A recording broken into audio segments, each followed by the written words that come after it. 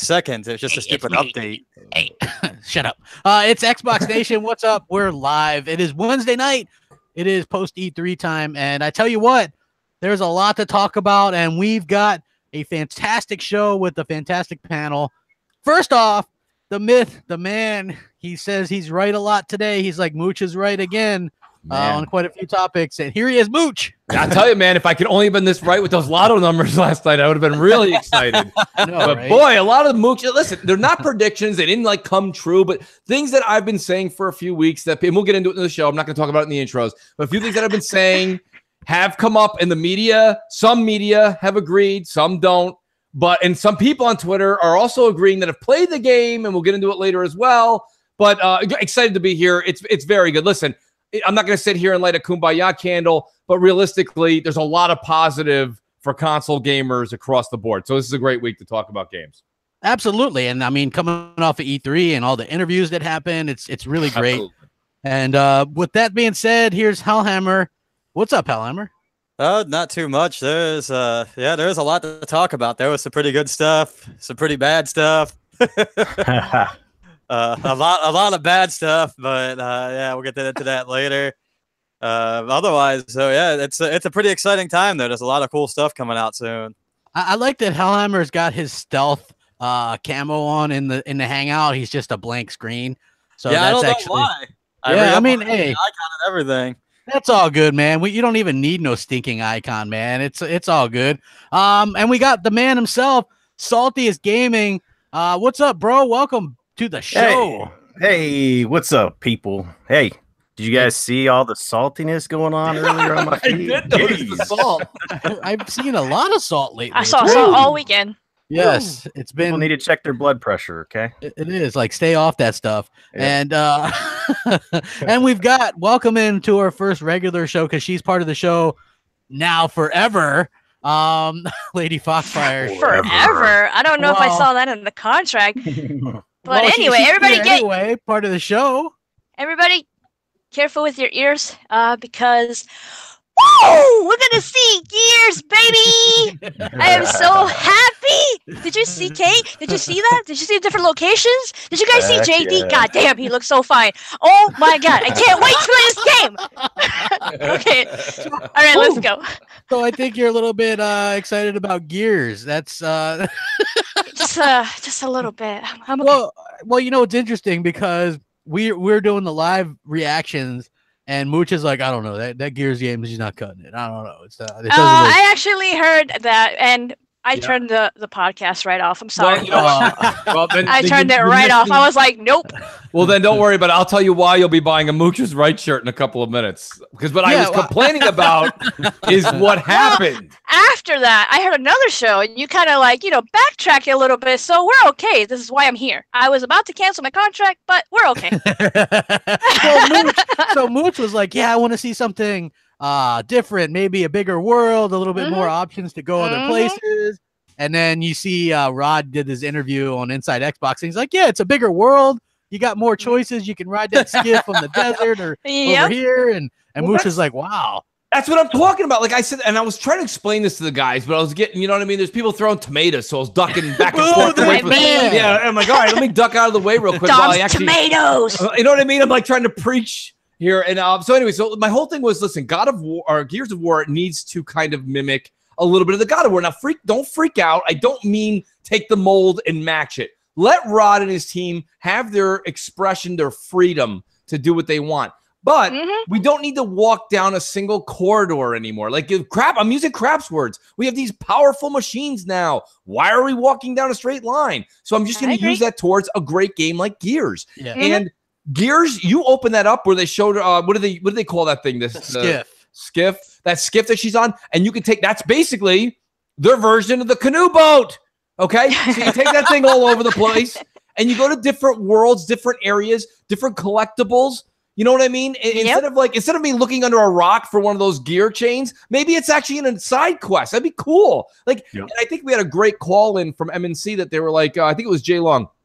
Somebody was saying like, basically, you have Gears and Halo that have comics or books and theory in this Oh world yeah, that was they have right. great universes. So why not explore that? Why are we walking down a straight line? It's enough. So all of a sudden I'm saying that and everyone's like, boo! Who can Boo say this something? man.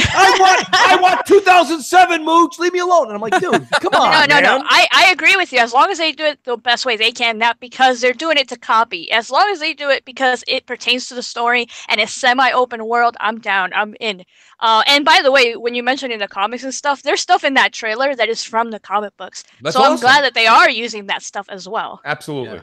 Yeah. And I have to say, like, that wasn't the only change. Obviously, Kate is the main character now, and it seems like they're going for a much more emotional story. And they changed the color palette. So if you noticed from the screenshots that were going around on Twitter today, it looks amazing, right? Yeah. It's like a completely different color palette. My wallpapers everywhere.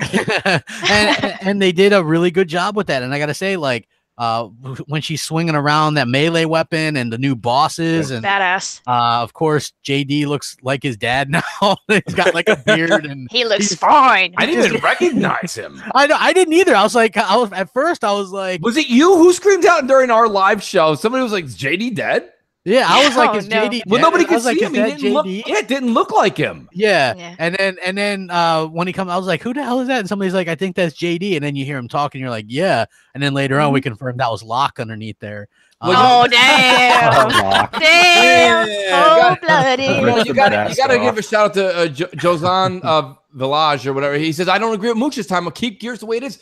Johansel, if I'm saying it right. Maybe the J is silent. But my thing about it is, right, my whole thing about it is, like, why not evolve it? Listen, take the God. I'm using God of War as a reference. I'm not saying, let's not make Gears of War God of War. Absolutely not. But you do have to realize that over-the-shoulder look of the third-person feel of the game is similar. So it just so happens if you happen to take a left or a right, like which I was saying, and you go down different paths in the game, yes, it could mimic that concept. But Rod and his team have so much to explore on and do. And there could be side quests. And these people that are along for the ride, if you're playing this game single player, maybe when you go left or right, you go down these different paths, you get to explore different characters and understand a little bit. Like, you know what I mean? You're taking that walk down there. All of a sudden, you get to know a little bit more about JD. So he's not just James.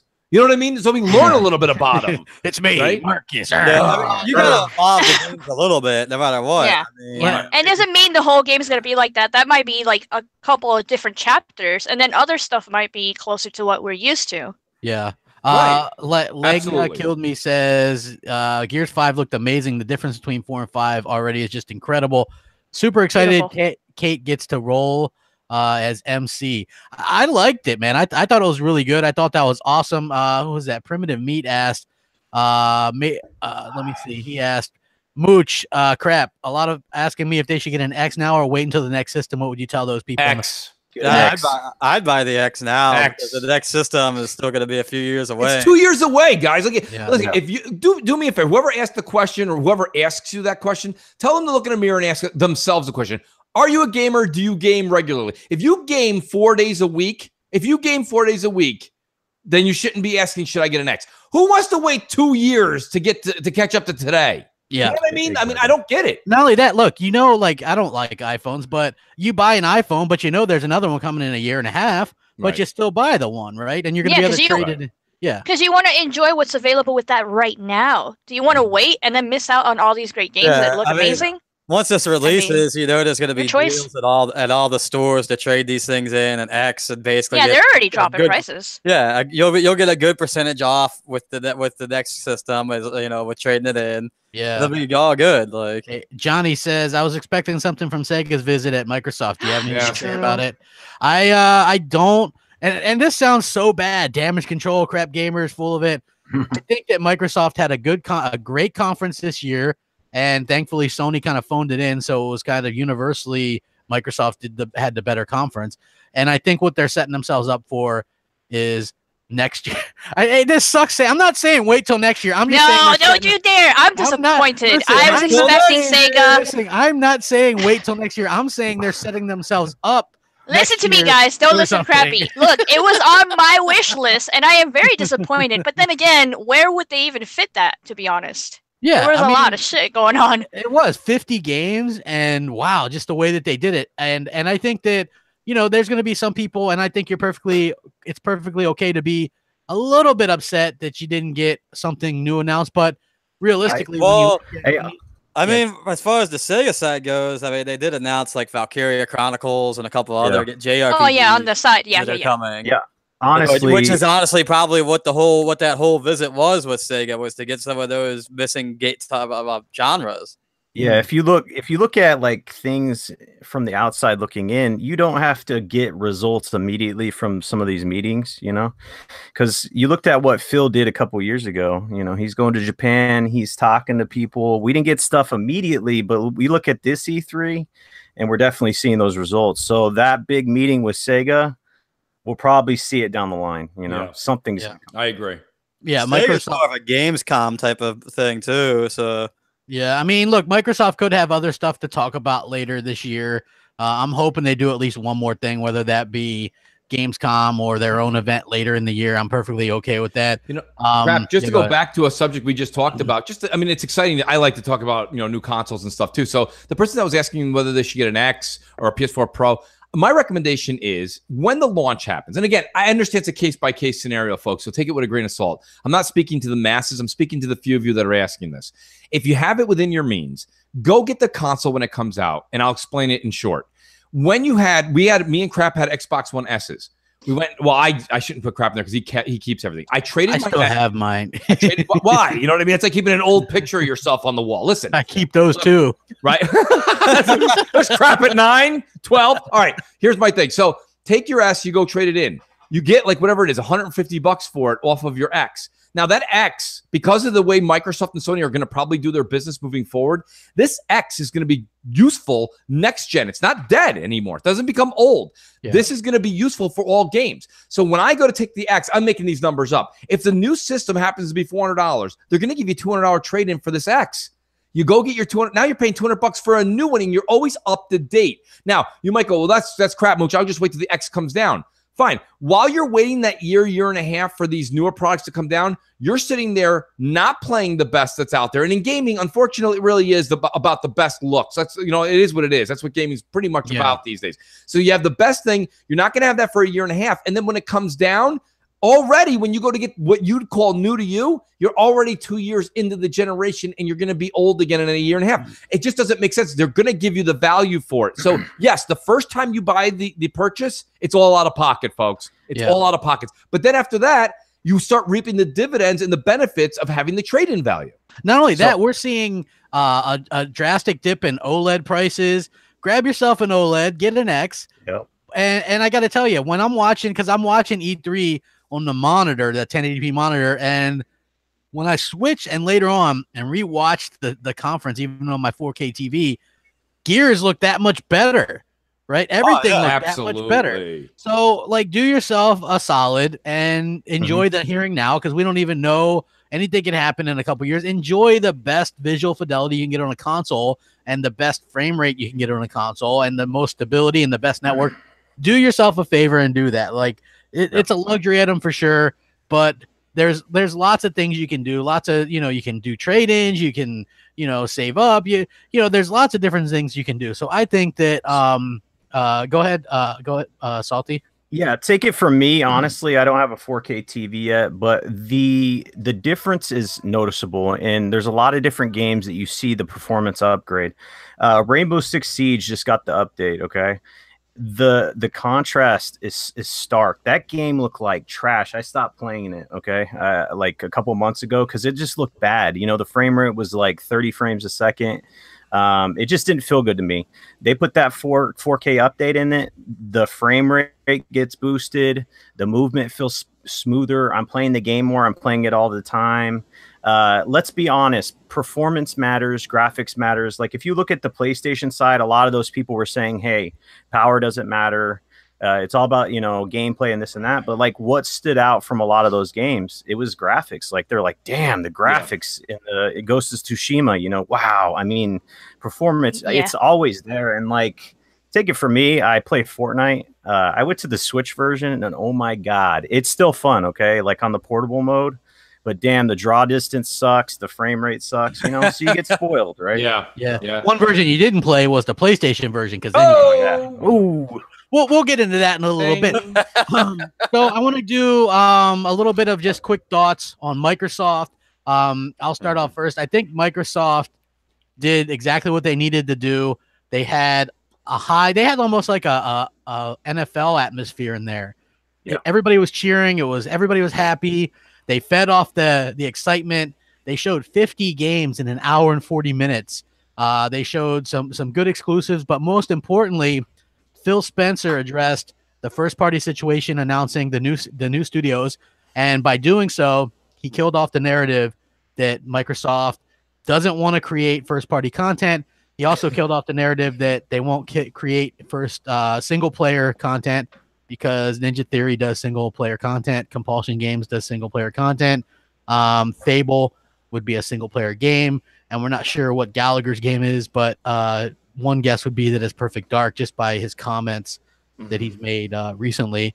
So they killed off that narrative as well. And then at the end, he was like, yeah, we're working on the next Xbox. You know what I mean? Like, we always want to have that forefront of power. And to me, he basically laid out a commitment to fans that Xbox is going to be around, because he even said this, not just next year or the year after, but the year after that, and the year after that, and the year after that. Xbox console that you plug into the TV and have the best graphics. And you know what I mean? And that's what I think. Everybody was shocked, Crap. A lot of YouTubers went out and made videos, and they were like, can you believe Phil Spencer said this? I believe it, because the 3 weeks before, the media headlines were talking about the PS5. Because remember, the chipset thing came out that the guy was working on from Sony, and then Sony came out and made the comment about 2020 or 2021. So Sony was coming out 2-3 weeks ago saying, we're ramping up for next gen. But Phil was like, you know what, instead of talking to the media, we'll just talk to the media on the grand stage. So Phil had to kind of do that. I thought that was just Nick for Knack or Yin for Yang. Like, he was just catching up with that and saying, no, we got our shit too. So we all know that. I don't know if it was you said it or a few people that I was watching their video. Someone said, like, that's the secret that isn't a secret. No kidding. And then like you said, after Xbox 2, Xbox 3, and after PS5, there's PS6. Eventually that'll stop. But I mean, for the foreseeable future, these consoles aren't going anywhere. Yeah. So, I thought the show was great. I thought everything was good. I want to reiterate what you said, and I'll say it in a slightly different fashion. Phil did a great job. I got a chance to go back and watch the show again in 4K, by the way, which was great. It was so much more fun to watch it in 4K. Anyway, so went and did that, and Phil's points and the way that he drove home the fact that they're not going anywhere. Their games are now their first party is their focus, and he just nailed that. That was something I needed to see. I would have liked to have seen a picture or something of maybe something Ninja Theory was working on, but since they're probably so far out, it's probably just a little too early to do that. But what Xbox did more than anything was prove that they're not going anywhere, and they plan to fight back. It seemed like they've actually, for the first time, I'll use my words, because in Redmond they can't do that. You know what I mean? They have a muzzle when a curse word comes out of their mouth. It's like a Demolition Man. I think somebody in Redmond once said shit, and somebody got fined $80.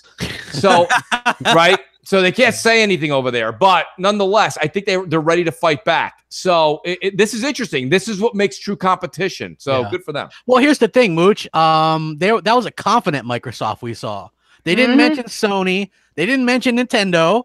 They mentioned their own stuff. Right. They kept it on point.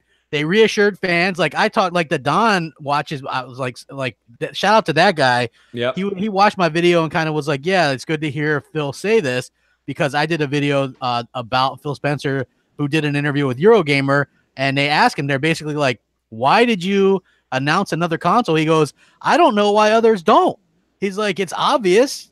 Right. We want to be, very transparent. There's other stuff coming down the road. But one thing about Xbox is that our ecosystem's always going to be with you no matter what.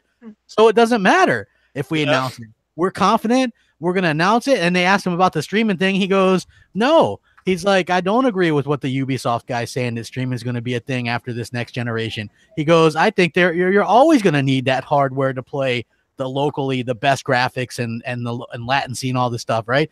That's what I wanted to hear, because Krabby had hard eyes. Yeah, I was like, because listen, I freak out a lot, man. I'm like, what's the point if I'm not even going to be able to game in the next 5 years because Yeah, everything's Phil gonna be had to get streaming? you off that ledge. That's what Phil just did. Yeah, Phil. Yeah. That's what I'm saying. So when people are like, "Oh, well, what do you think about this?" I'm like, "Hell yeah!" Phil said what he needed to for me because everybody knows I was down. I was like, maybe I'll get a PS5 to kick off next gen. Now it's like Phil said the right things. They've got these new studios. They impressed the hell out of me. That confidence was there. Here's the thing: when you're getting your butt kicked in football, you don't sit there and start like talking trash, right? You kind of play low and end up. We'll see next time, right?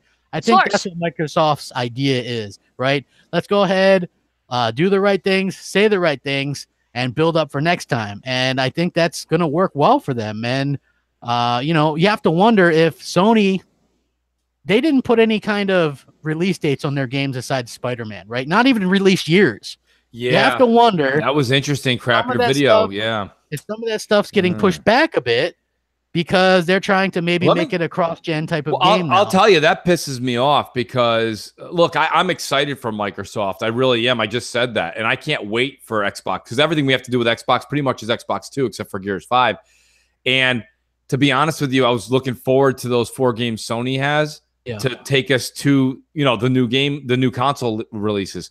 Well, so if they end up pushing those back for some reason, I don't think they're going to push all of them back, but I could see 2 of them. I could see Ghosts and probably Death Stranding going for a console launch of PS5. Well, yeah. Well, here's the thing, and it makes sense that they push that stuff back, right? Because they only just recently announced that the PlayStation 4 was going into its end of life cycle, basically, right? Yeah. I mean, so at this point, it makes sense. They already know that they have another console. Everybody knows that there's going to be another console in 2 years or so.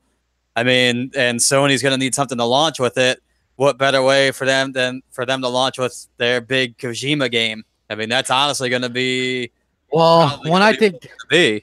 I think next gen, I think walking simulator. So boy. I'm really excited to see what that could be about. You know, not really, but yeah. So there was also that leak that possibly that Kojima game is delayed till 2020. Even though that Ghost of Tsushima game looked impressive graphically, there was some bad animations and some stuff like that going on with that. You could tell that was a very controlled demo that they played with no HUD, and the fact that there's no HUD means that it's not being played on a PS4, guys. It means that that's being played on some high-end PC hardware somewhere, Right. dev kit or whatever. So yeah, you guys got to keep that in mind as well. Sony are the master of smoke and mirrors, right? So I wouldn't. I mean, I mean, look, if you're actually at E3 for the Sony conference, I mean, you wouldn't have time to sit there and let anything soak in because every other game they were hustling you to another side of the damn venue. yeah, well, and that was brutal for those watching. Yeah, I mean, I didn't finish the Sony conference honestly because of that. It was just that it was so boring. Yeah. I just went back and watched the trailers. yeah. Honestly, I did live reactions for most of the conferences, and oh my god, dude, the pacing difference from Xbox to Sony was stark. It's like going to an Avengers movie and then seeing that the pacing's good, it's action packed, and then you go to DC and you watch their movies and it's garbage, right? It's just kind of like that, right? That's a good analogy there. Oh man. Start a war in the chat. Go ahead. Hey, at this point, I don't think there's anybody left that's much of a DC fan, to be honest with you. Damn. Wow. So it was just Hey, it was off the DC at Bone, their animation's really good. There you go. yeah, the cartoons are good. I like some of the TV shows that they do too, but their movies. What do you mean? That new Joker movie's gonna be hot. I heard. Oh god. Yeah, I can wait for that. Straight up trash. Yeah. But now that we know, like you're like how you felt about Xbox, Crappy, are you disappointed you didn't see Fable? That's the only thing I'm disappointed in, but I have faith, and you could tell Phil wants to say Fable so bad. Like when he's I like, heard you they're going to say show that you before. something else later. We're going to talk about that later. And not only that, but imagine this, okay? I think Fable might be a little bit closer, probably 2020, than people realize. And I think it's going to share some assets with Forza Horizon 4. And what I mean by that is seasons. That makes perfect sense for Fable. Yeah, it Not only does that, actually. The game takes place in Britain, which Fable takes place in Britain. Like they could theoretically use some of this stuff in Fable. And I think they're going to, and I think that they're going to announce it, and it's going to be awesome. And that was the only thing I was disappointed in. Yeah. Was that we didn't get the So Fable was the only thing that was missing really from that conference that I was actually expecting to be shown off, or at least announced. Like, quick question.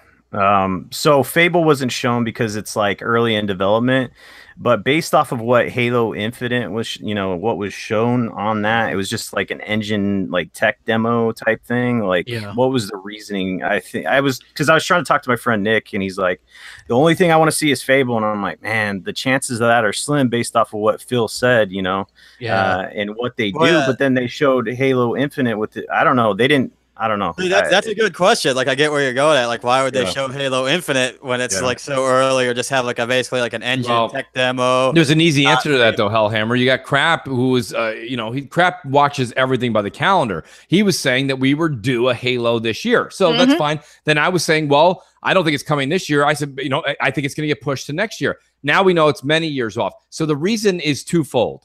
First of all, someone like myself that felt like Halo needed a B12 shot in the arm, okay, it got it with the new engine. So that makes me feel better that they're really working hard. To do a new engine, Don will tell you, that's no easy feat. That's one of the hardest things a studio has to take on. A. B, what it did is it lets all the Halo fans know that Microsoft still believes in that as that's still their champion. That's still their flagship. Bingo. So, that's the big one right there. Right? And you lead off with that. So when you say that, you know what I mean? If you go back and listen to MC Mornings, Crap was going back and forth with me, and we were kind of doing predictions, and he's, Crap was like, I think they start with Cyberpunk. I'm like, no, I think they start with Halo. And that's the thing. Halo for them is still very important. So whether you're a fan of Halo or you thought it needed a shot in the arm, guess what? You got both in this show. And that was why they did that. It wasn't necessarily to say it's coming out next year. It's not. But to be honest with you, that was probably that little thing that had nothing to do with Halo 6 or anything meant so much to me in this E3 because I love Halo and that it needed so bad. Yeah. That was definitely their teaser to reassure you, hey, we're still working on it. We're going to figure that out. Also, look, we got a shiny new thing. And it's going to look even prettier next time. Yes. Also, nostalgia. Like a lot of people, OG fans, they want to hear that Halo always there. Also, Battletoads, that's nostalgia as fuck as well.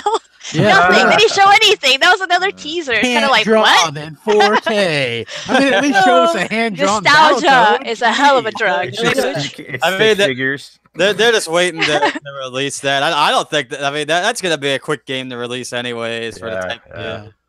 But they did that to grab people. That's what they did. Yeah. Battletoads.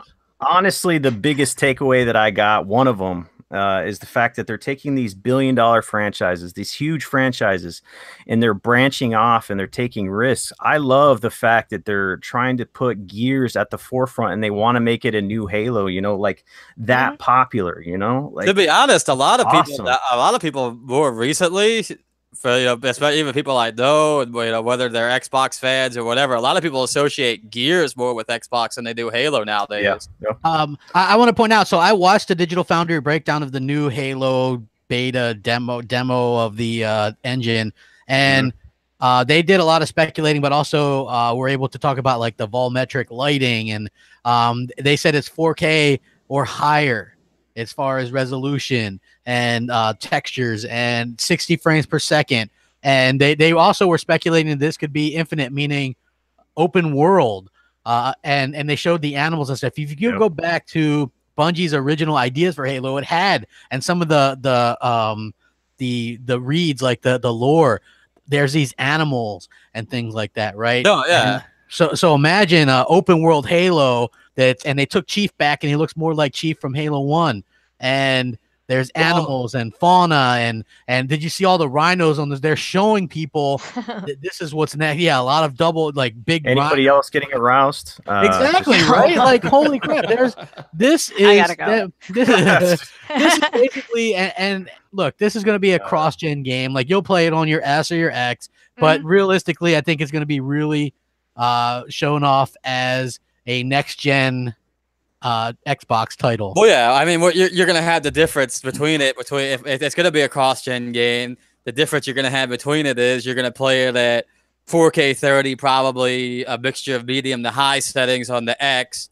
You're going to play 1080 30. I think they play it at 60 on everything. I just think that I don't know. resolution. I mean, I think that the campaign would probably be 30. For if it's open world, it'll be 30. I honestly think it's going to be 8K, 120 FPS. You heard that first. Right? We'll come back to you in 2 years, man. It better be. Cut that audio. No. Look, I have no problem paying for a new console, but thank God Hellhammer's not working at Microsoft.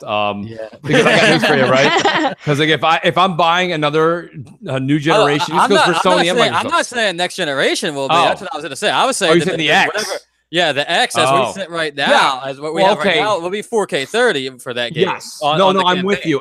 Then when I thought you were I was saying next generation because looking at 2 years, let's see, we're gonna end up with some kind of Ryzen architecture for the CPU side. Yep. We're gonna end up probably with closer. If it is a 4K 60, there's no reason to upgrade. It's gonna be 4K 60. We're looking at the next generation in 2 years. Exactly. You're looking at probably hitting close to at least 12 to 14, maybe 16 T-flops on the GPU side too. I agree with Hellhammer on that, and that's the thing. And I said this to Don, and don't get me wrong, I totally get the Don's in the business. Okay, so there's no this, that, or the other thing. I agree with the Don, but where I said to him, yes, when they go to push the envelope with next generation, I think what the Don said is true with the particle effects, the smarter AI.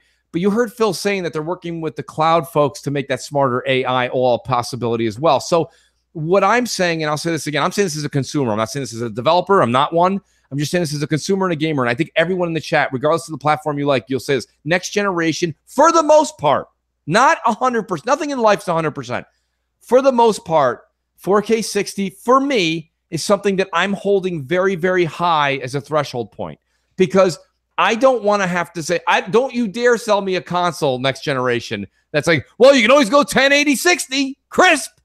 Nope. I don't want to hear it. It's 4K 60 for majority of games. I think you're right. You're gonna see a good majority of those. I agree, Hellhammer. I mean, looking now, I'm thinking back now, looking at how hardware is evolving already. Yes. Like we get on the PC side, we got next generation GPUs and stuff coming out in the next couple of months.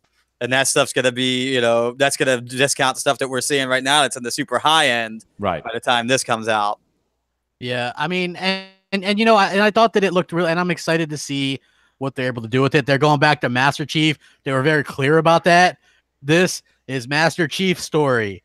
Well, yeah, and it's going to be open world because when you think about that too, because the original Halo game was supposed to be open world.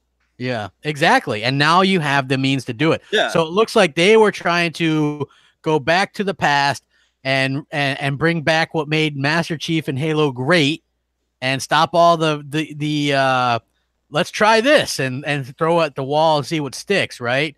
And look, the Don's in the chat. There's the Don. He says next gen is not for you, Mooch. It certainly is. It certainly is. I might not be able to play Don's game in 60, but I'm going to be playing many games at 60 frames. Don's game's going to be 8K. Yeah, it's going to be 8K 30. He's going for it. Don's going for 10K 20 in his. Hey, we've got over 700 watching. Please hit that like button because man, we got a hot panel tonight and it's cooking. I'm telling you, it's cooking. Crap. Quick question: is anybody else a little bummed? I mean, here we are. Tomorrow's Thursday, and I thought we would have seen something about the Elite Controller 2. Apparently, what's his name? Larry Herb. Don't touch me. Don't touch me. Yeah, he actually mentioned something about that today on one of those interviews or whatever. So, what's funny? I saw a picture of him sitting next to Southie and I think Tim Dog.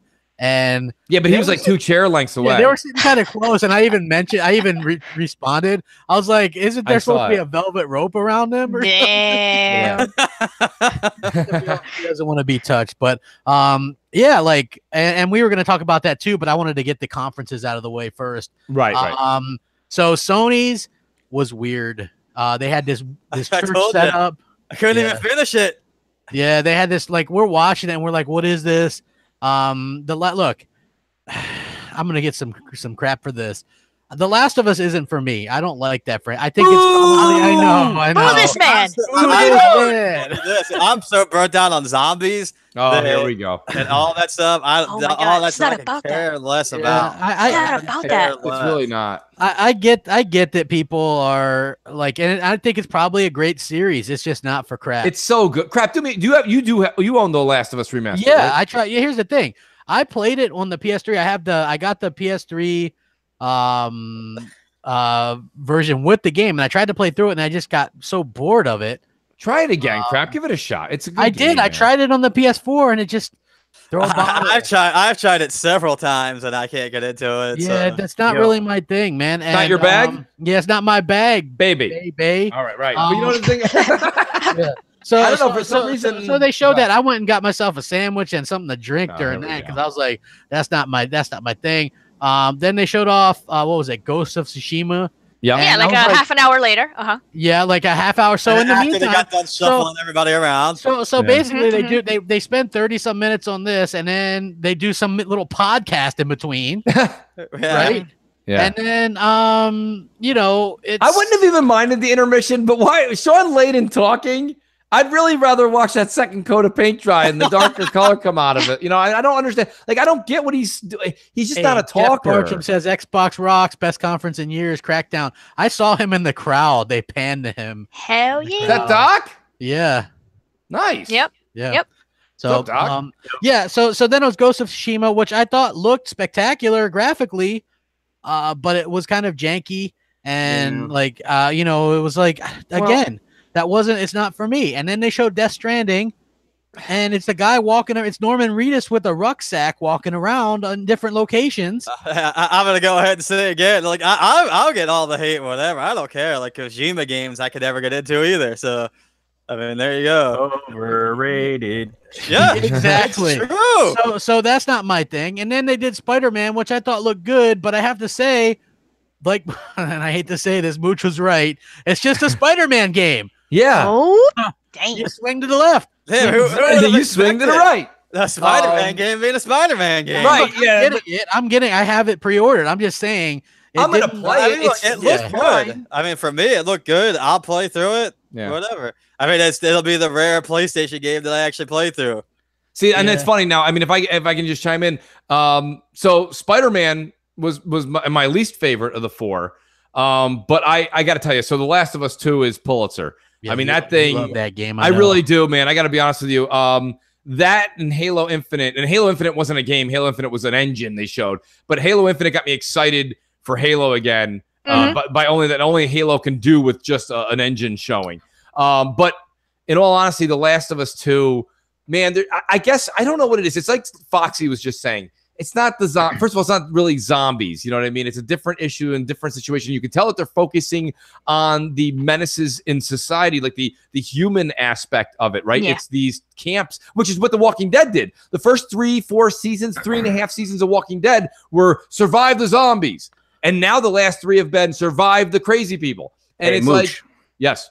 Real quick, I don't have a PlayStation, as you know. Yeah. Watching this game, it reminded me a lot of Rise of the Tomb Raider. It had aspects of that, right? So Okay. what is the difference between, obviously, the zombies, right? Right. She has a bow and arrow. She's shooting at these guys. She's stabbing them. The difference is she has a knife. Laura has that ice pick. Yes. I saw a lot of similarities. Like, what is the difference between this game? Here's the difference, Salton. Great question, to be honest with you.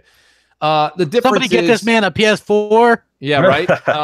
No, but here's the thing. Like, to answer your question, so first of all, I have a lot of respect and I love Shadow Tomb Raider, Rise of Tomb Raider. Great. I love just Tomb Raider.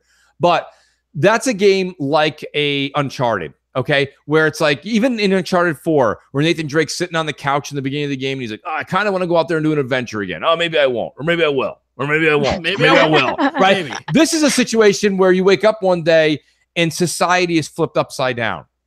And you got to get in, right? You get into the story. And here you have a girl that is left basically alone as a renegade.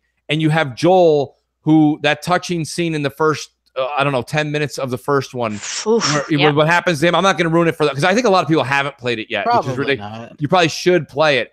And the first 10 minutes, if it doesn't grab you, I don't know what will.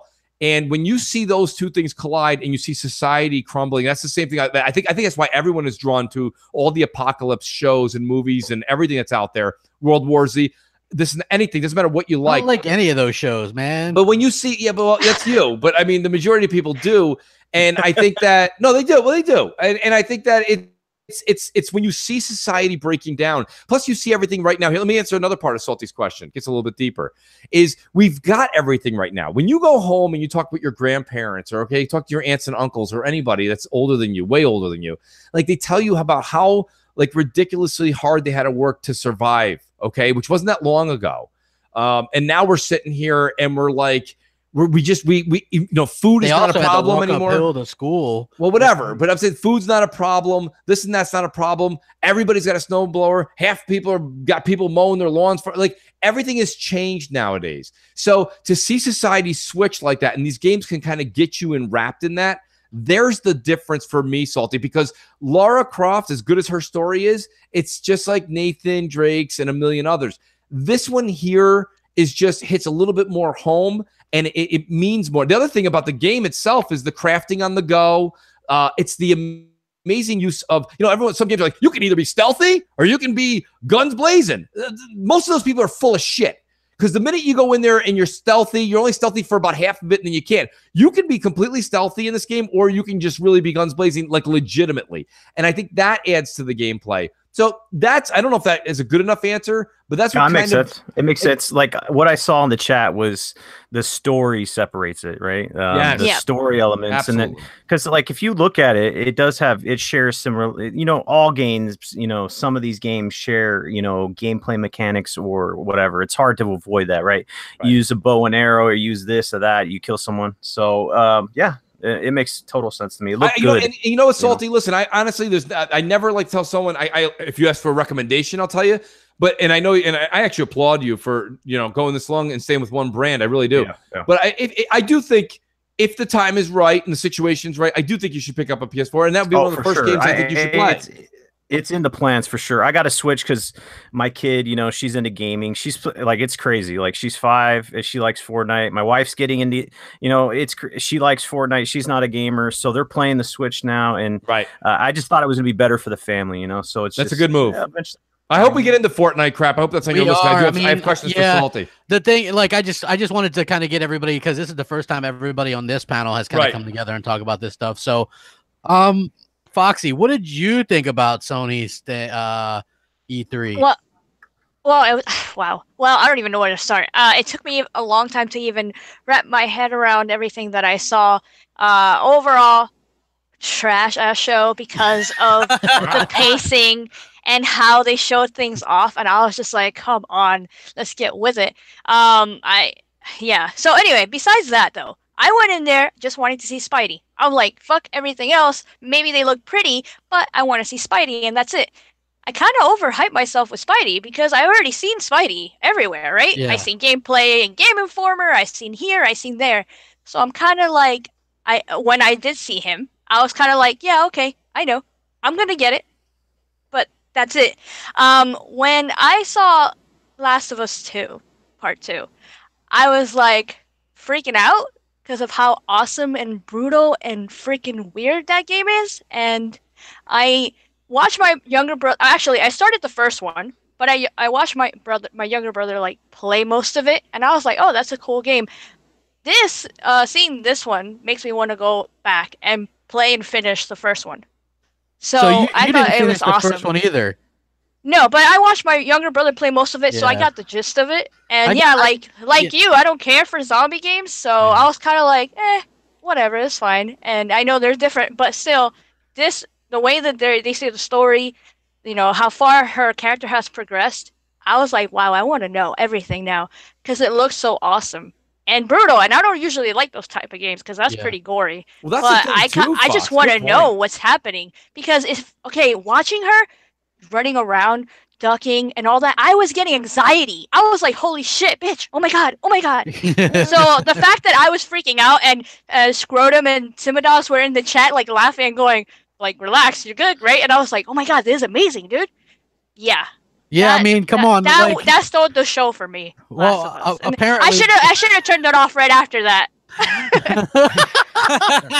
Well, I mean, apparently that's probably going to be the game of the century, the game of our lives, and overtake God of War, I'm sure. Yeah, basically. I can't wait. Yeah. Here's the thing. I played The Last of Us 1 on PS3. I got probably within an hour and a half of beating it, and I had 0 trophies. Yeah, it starts off really slow. Yeah, and then like I just got tired of it felt like a grind. And then I started it back up again on the PS4, and I just got bored of it, you know, like it just, I didn't want to go through it again. So maybe I'll give it a third chance. Another game that stood out to me was Quantum Break. I mean, Control. Oh yeah. That one actually stood out. I was like, what the heck? What's going on? I got a little salty for a sec because I was like, what the fuck? How come we didn't get this on Xbox? What the heck is going on? It just looks like Quantum Break, so that was kind of weird, but I'm digging it. I mean, I like Quantum Break, so why not? Yeah, Quantum Break is awesome. You know what the funny part is? The 505 Games paid $7.75 million to publish this game. That's nothing. That is literally nothing.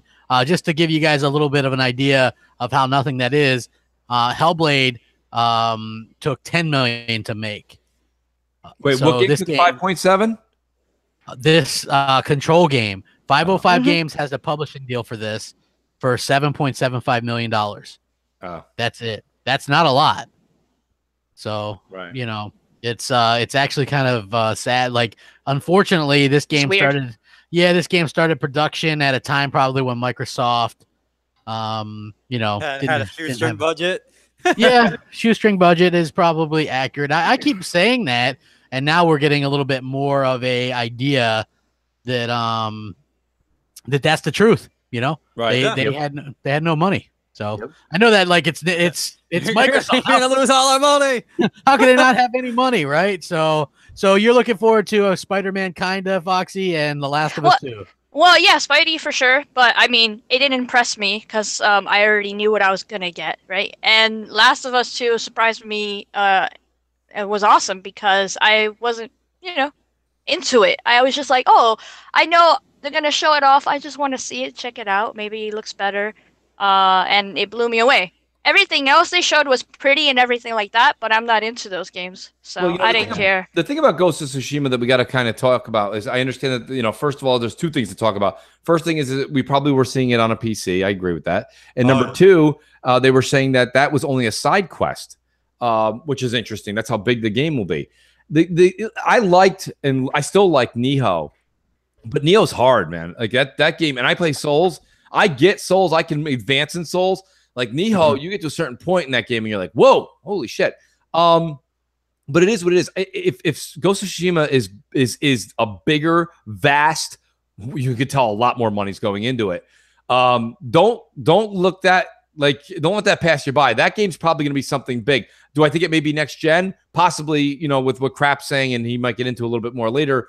If Sony wants to, because think about it, if Sony's going to put these big 4 games out in the next 18 months, you know, what are they? These are the big studios they have. They won't have anything necessarily, not that they won't, but not necessarily ready for next generation. So Ghosts could come out on PS5, possibly. I don't know. I hope it doesn't. I'd like to play it now, but I mean, that's a great game. And you know, Death Stranding. Don't get me wrong. I'm not going to talk anybody. I'm not talking anybody into that. I'm just making a blanket statement. I have not liked much of Kojima's work. I'm sorry. I give him respect. He makes games, makes them better than I do. All right, he knows what he's doing. I don't really get. Does he? I don't know. And but this one here comes a bag of hate mail. No, I don't hate him. I just don't. I don't get his work. Anytime you say anything like that, though, it's all you're gonna get. It's just all the people who are like, how can you not? Well, whatever. Greatest games in the past 30 years. Yeah, well, somebody would start writing that, and they're like, oh shit, it's Mooch. I understand. So my thing is that I just think that like this game here has a chance. It has a chance. I know it's wacky. It's a little crazy, but like Lucas said on the post show, it doesn't mean I like it when it's the final product. I don't know yet. None of us know. But when you see something dark, when you see something dark and crazy and wild like that, I'm still in the intrigued category is what I'm saying. I'm not saying I love it. I'm saying I'm still intrigued. You know what?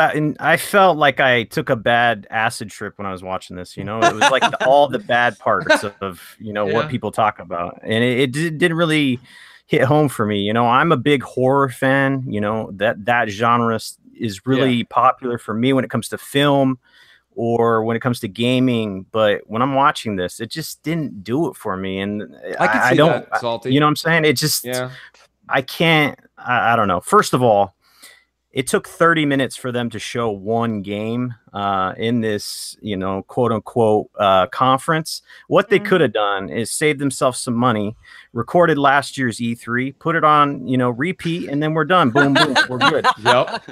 Well, yeah, if you look at it, they're clearly afraid to show multiplats because they're going to look better on the X. So if you notice the last 2 years, which is the last 2 years, the X has been, you know, out. They're not showing next to any multiplats, nothing, even stuff they have marketing rights with. So that's pretty evident. Next thing is they just kind of, you know, I thought it was just a kind of a slap in the face to their fans, or people that are watching at home. You know, you watch this thing in a tent or whatever, and then you have like 30 minutes. There's like a podcast going on. It was just wasn't really great. Inside PlayStation, right? Yeah. And I hear people mixing it and saying, "Oh, well, it was probably good for the people that were there." I'm like, you don't know that. And I also heard that in that little tent where they showed Last of Us, there was no AC, and then the people in the back were all standing up. So they were happy to move because the next location did have AC, and I was like, why would you even go through all that shit? Like, really? Yeah, definitely. What was your guys' biggest disappointment of E3? Personally, I thought Nintendo's was kind of disappointing because I was expecting something, I guess, I don't know, because they announced Metroid last year. They announced, you know, and then we didn't really get anything surprising from them. Nothing much. Bethesda. Yeah.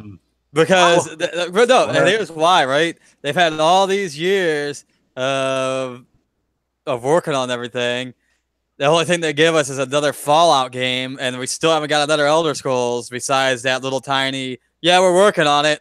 You got Fallout, you got Rage 2, you got a new Wolfenstein, you got a mobile game. I don't care about those. Starfield. You got a new Elder Scrolls edition. Yeah. I mean, listen, but the Elder Scrolls thing, that's like so far away. I'm talking about the online edition. Oh, yeah. Well, I mean, that's been out, though, right? But for a traditional Elder Scrolls game, you're looking at 4 or 5 years, right? Because they already said that Starfield's in production for all this. Yeah. Well, I mean, that's going to be a next gen. They put that next to next gen, yeah, definitely. If you want to talk about new games, Hellhammer, I'll ride with you on that. But I mean, they did I thought Bethesda was like one of my favorite conferences this year. You know what's funny? It's disappointing for me because they put all that time and effort to make another Fallout game, which I'm not a huge fan of. I think Fallout 76 looks amazing.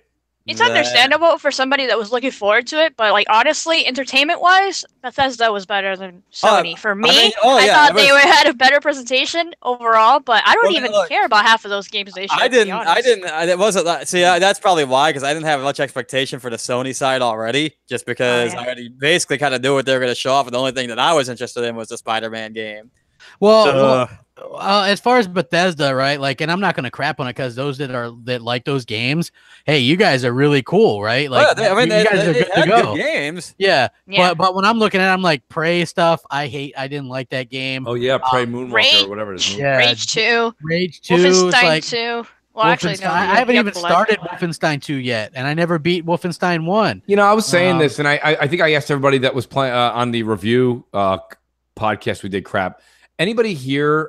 Crap didn't play it, so that's fine. But anybody play Wolf 2 here? And I did, and think that it was just too this jerky. Like it was like when you turned, it felt like you were spinning. Like it was just the controls didn't feel so crisp. I don't know. I thought it was so fast that, and I think All Day kind of answered it. He's like, that's because the guns had no weight to them. And I was like, yep, that's it. Bang, he nailed it. Yep, right. Yep. Yep.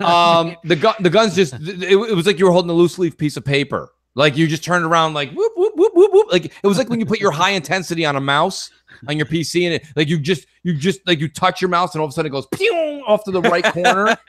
You know what I mean? It was just like that, and I'm like that took a little bit of the fun out of it for me. I don't know if I got like I don't know, 4 or 5 of the chapters into it. I beat the first one. I loved it. This one just didn't resonate well with me. Honestly, I'm all about FPS, and I didn't feel that at all.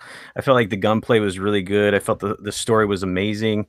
When it comes to 2017, it was up there for one of my game of the years. So I felt like they did really well with it. I don't know. Okay. Maybe you could have turned the sensitivity down. I didn't mess with any of that. Yeah. Or maybe I need to do that. I don't know. For some reason, I just thought it was so like whiplash. You know what I mean? It was just like.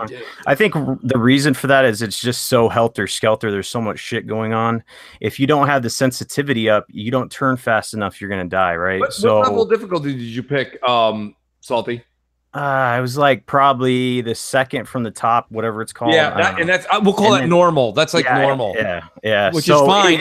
I tried the one down from that. It was like suicide.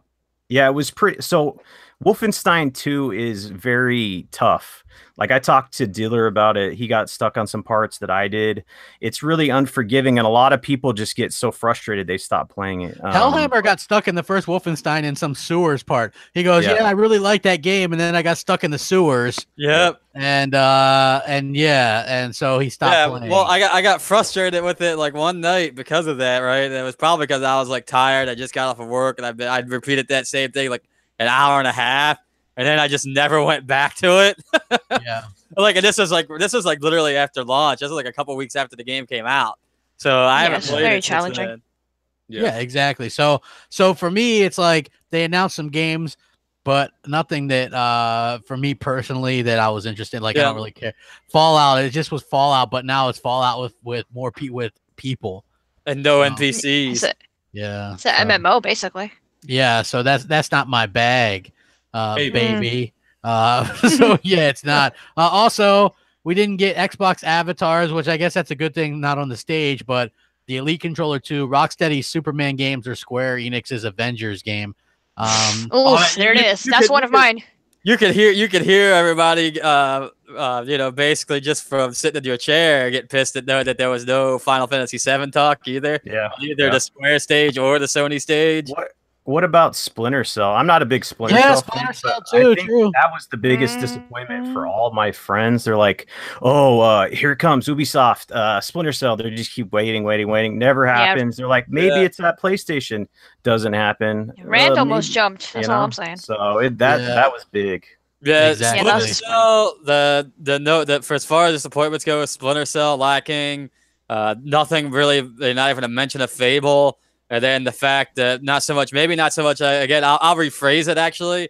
Probably not so much Bethesda's actual conference because they showed a lot of games and a lot of, AAA good games that people like, even if they're not, even if they're games that aren't necessarily for me or otherwise.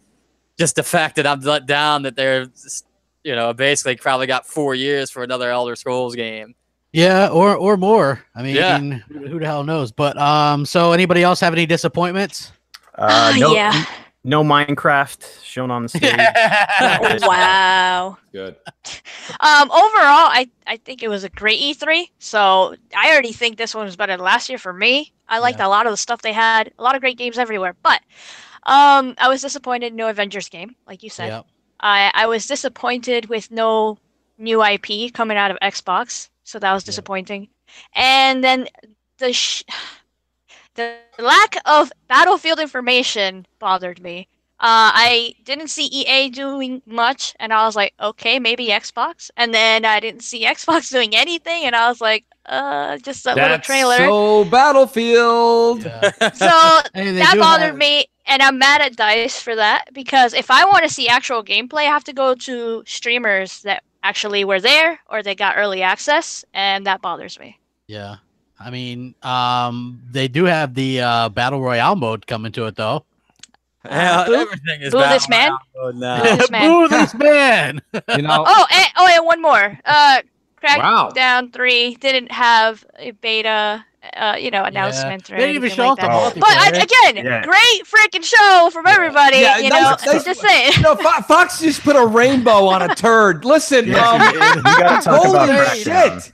We do have to talk about Crackdown, but it's on the list. One thing we should talk about real quick too is, and don't get me wrong, because Sony did theirs in a church, they lost the stage presentation hands down. But what was with Xbox taking up 75% of their stage with just like consoles and You know what that was? That's where their fan monitors. fest was. Yeah, that's where the fans played after. Yeah, so the fans. If I had that all day soundtrack, I'd be doing the who cares? Yeah, that was weird. An absolute waste of space. Yeah, that seemed like a poor design choice. Like if Yeah. they're gonna have fan fest afterwards, they should have done. How hard would it have been for them to set that shit up? You know, Put it somewhere else. You know what Yeah. I mean? Like That's put a it in the small little hallway. nitpicky thing, I think. Yeah, I don't think it's a small nitpicky thing. I mean, Phil Spencer here, he comes out. They got a stage that's bigger than life, and Phil's like squeezing his way on the stage. Like, I mean, They if have, you don't like, believe me, 300 monitors and Xbox. yeah, he spent half of it. He spent half of it like Ellen DeGeneres walking through the aisles.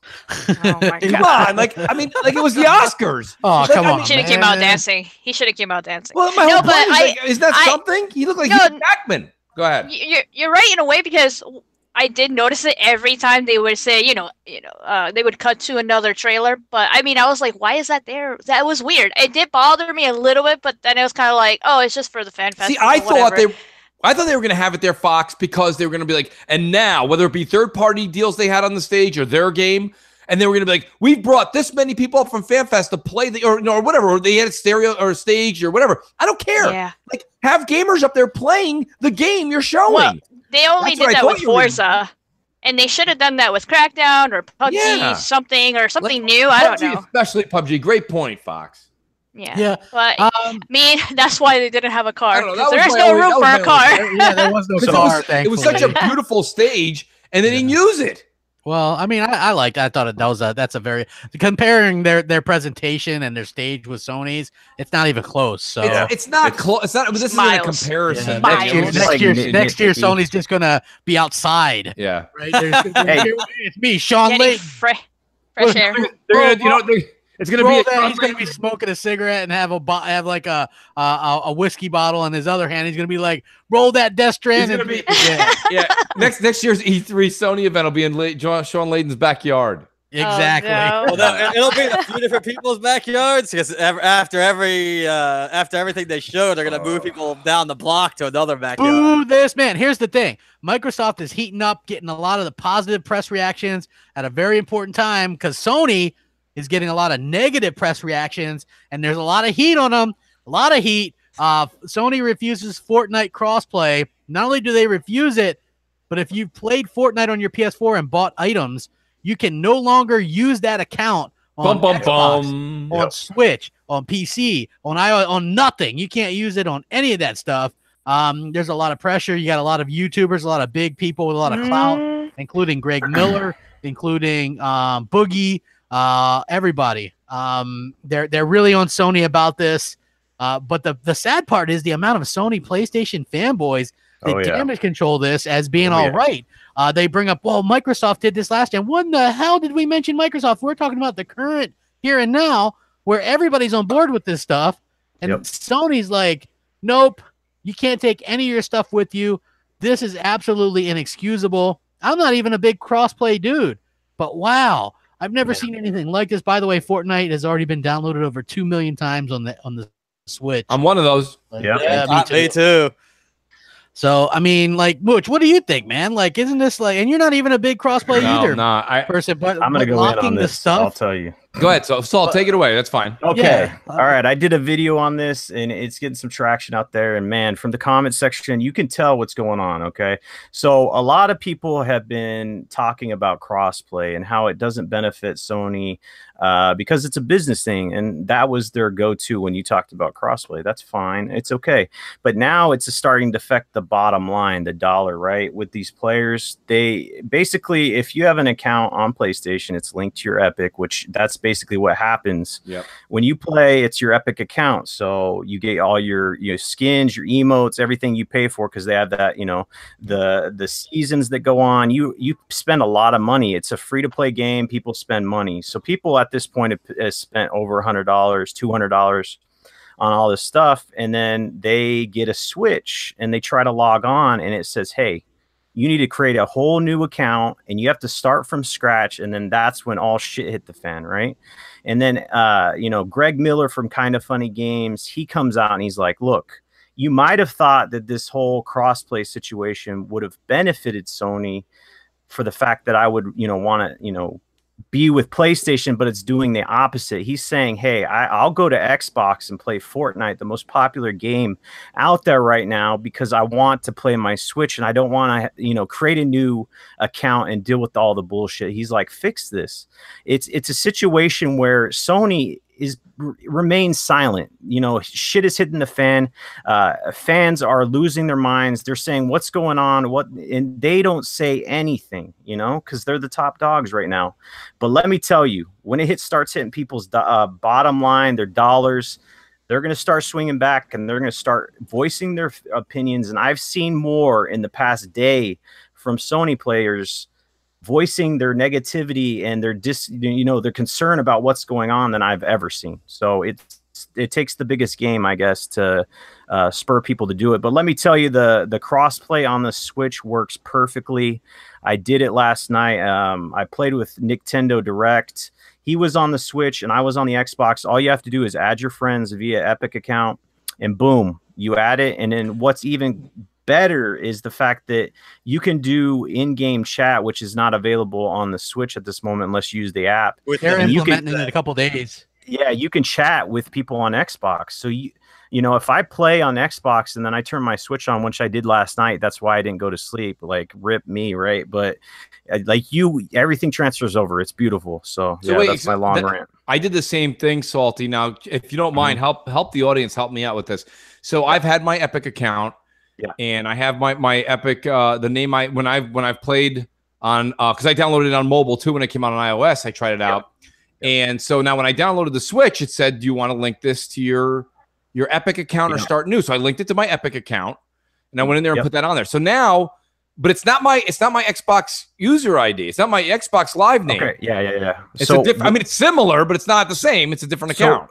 Yeah, so what you need to do is you need to go into your Epic account and you can link your Xbox Live account to it. And then there's a section in there, it says account, and then it says link. Okay, I saw that. And then it will say Xbox Live. If you link those, then it will be good to go. So I can do that while we're here. So you just go to Epic Games?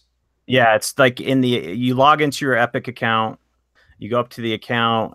It should say like account details and then linked accounts, and it should put a list there. It will say like Nintendo, PlayStation Network, blah blah blah, and then Xbox Live. You should be able to link those there. So I did it, beforehand with Xbox and stuff. So apparently, Nintendo of America president Reggie was asked by IGN in an interview today to comment on the crossplay thing, and he said, "We embrace working with the developer and enabling them to bring their vision to life." And whether that's Fortnite, whether that's a number of other games that have cross-platform play on our console, from a developer standpoint, that's what we want. And we work hard with them to bring that to life. What competitors do is their decision to make. We believe both in being developer forward and fan forward is in the best interest of the game. So everybody's basically calling out Sony. Sony's so worried about people like ditching their platform or whatever, or losing a couple sales. Nobody's like... Like, here's the thing. Yeah, nobody's going to, over crossplay, nobody's going to not buy a platform because of that. Yeah, so, I mean, you have to think about that, right? Like, I think Fortnite is, I'm not a big Fortnite fan, but I think it's cool that I can have my same account as my Xbox one if I'm on the go and I want to play Fortnite on the go, right? Like, I think that's cool. Yep. And I think that it's really shitty of Sony to kind of block that because they're so afraid. They don't even admit that Microsoft exists or any of these other companies exist, basically, right? So I think that's a problem, and that could catch up with them. Microsoft's got a lot of good things going on for them right now. In fact, right before I came on the show, I was watching Digital Foundry with John Linneman and the other guy, the British guy, I forget his name, and they were talking about Microsoft's E3 conference, and they were nothing but smile, saying it was their best one in over a decade. It was brilliant. It was exciting. They really kind of sewed up the future, all this kind of stuff, right? And that's something that's so strange to me because we haven't had that this generation, and it's happening at a great time, and it's happening at a bad time for Sony. Crap. There was a funny tweet out there. It's by the ex-CEO Kaz. The parody guy. Yeah. Yeah, he said today we revealed another big console exclusive, your Fortnite account. Yeah, I saw that. It's funny. So yeah, apparently Sony's trying to blame Epic for this as well. Yeah, so that's a little bit disturbing, kind of passing the buck or whatever. But anyway, Fortnite is an absolute monster. They announced 125 million players. Yeah, and that's before the 2 million that already downloaded it on the Switch. So that's incredible. I mean, honestly, that's absolutely, and that game. Go ahead, Crap. I was gonna say that game is something you don't really want to mess with if you're Sony. You don't want people boycotting your platform over that. Yep. So no, for real, that's the hotness right now. Yeah. Let me ask Salty, because I don't know, Crap, if you said you tried it or not. I apologize. But like, I did try to play last night, and I will say this much: I didn't really care for playing Fortnite with the Joy-Cons. Oh yeah, it's a struggle because I did it in portable mode. And it was like hurting my hands because I don't usually use all the bumpers and everything else when I'm playing other games like Mario, whatever. It's kind of simple. But when you're doing Fortnite, you're using everything, right? Bumpers, you're building, you're doing this and that. So yeah, it is tough. But one of the good things, Mooch, I'll tell you this. These Nintendo players, like when I got in there and I was on my Xbox account, so basically when crossplay is activated, you have to be with someone that's on Nintendo, so they have to invite you. You can't just like, hey, I'm gonna go play Nintendo players with my Elite controller on my X by myself. You have to be with other Nintendo players for that to be active. But the funny thing is all these Nintendo people, they don't play FPS, and they're all like in basic skins. They have like no emotes, and like I go in there with my like fancy skin, and I'm doing emotes, and they're all like surrounding me, looking at me like they're like watching in awe, Yeah. But you can get a lot of kills. So it's fun. Explain the back and forth. I think a lot of people in the audience want to know this too. Is like, so all right, I have my account on Epic Games, and I'm on my Switch. Yeah. How do you invite me to your game? Right. So if you're on your Switch, if we're friends, so basically in the top right-hand corner, it says, it's like a little plus sign. You hit that, it says Epic Friends. You need to figure out the Epic ID for your friend. Once you do that, you add them. It's like an online button. It just shows them online like Xbox. So let's say I put your Epic, I go in there, I do what you say. I know where that is. I know what you mean. So I put in your Epic Games friend or username. Now you're in my friends list. Now I'm just on my Switch. Yep. And I am. Yep. And you're on Xbox. How do you invite me? So you go up to your Epic Friends, you push the button on there, and it says invite to party or whatever, or something like that. Right. And then it will send you an invite, or you can just join. It says join party, and you go in there, boom, you're in the lobby. You get to go. Okay. I mean, that's pretty cool, though. I actually like that a lot. Well, for that game, Crap, it really, really resonates with so many people, me being one of them. I mean, like, it's funny. People always say, I take my, you listen to these guys like Greg Miller and listen to all these people that are on, like, they do these, the West Coast podcasts. And like, oh, I got on the, I got on the trolley and, it was a 2-hour ride into work. And, so I played the crap out of Skyrim. Yeah, we don't do that. So like, but this is a real game. Fortnite's a game where you're like, you take it, not real game, take it the wrong way. It's a real game that you can play on the go. Like a 20-minute game, 15-minute game. And that's something that's pretty cool. Do you guys remember that the Fortnite developers flipped on crossplay between PlayStation and Xbox, and they said it was a mistake? The only mistake my ass. But the only reason why anybody even noticed was because gamer tags allow you to do spaces, and PlayStation Network doesn't. Like that, you have to do the underscore. The interesting thing is a lot of people put this false conception out there that misconception that it's difficult to do this crossplay. You got to do this and that. It's not. It's the same net code, basically. Yeah, so it is what it is, man. Yep, it's fun, man. I'm telling you, I was amazed how streamlined it was. Yeah. I ended up putting the kickstand on the Switch and using the Pro controller. Yeah. Hey, Snakes says, Snakes. I don't know. Snakes. He says, do you really want crossplay with PS4? Because I don't, neither do I with PC. Here's the thing. I think that as an option, because you can turn it off. Yeah. I'm fine with that. Right. Like if you want to play and you're on the go and you want to play with your Xbox friends, there is no portable Xbox. So you could technically play Switch with your Xbox friends. I think that's cool, right? I'm not saying I want every game to have crossplay because I think that'd be ridiculous. I don't care for crossplay that much. But what's nice about Switch is actually a portable gaming console. So the fact that that's crossplay, that holds water. I kind of understand where Snakes is coming from because I would not care to play crossplay against Xbox and PlayStation. That doesn't interest me. But the portable factor does because and I do believe that PS4 should work with Switch because if let's say Salty was only playing on PlayStation instead of Xbox and he was like, Mooch, let's jam out. And I'm like, but I'm on the road. He'd be like, well, let's play some Fortnite. That would be something I'd still like to do because I'm on the road. Like if I'm home and he's on PS4 and he wants to play Fortnite, I'll just turn on my PS4. Yeah. You know? Yeah. So but also there's a difference with console and PC because I don't mind doing PlayStation and Xbox. I feel like they're on the same level. I've played first-person shooters on the PlayStation. It's the same shit except for the shitty control for a long period of time. I can't do it. So after a certain amount of time, I'm like, okay, I'm done. But to do crossplay with PC, that's a little bit different. You better have a toggle on that one because with certain games that might not be good, especially because they got that accuracy on point. And I'm like, hold up, wait a minute. Hey, Mooch, you're gonna like this. This just came out today.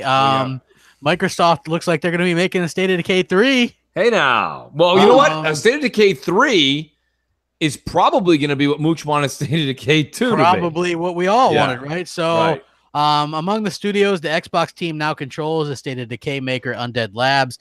The team worked with Microsoft on both of the previous games, but now it's become a first-party developer. The implications are huge.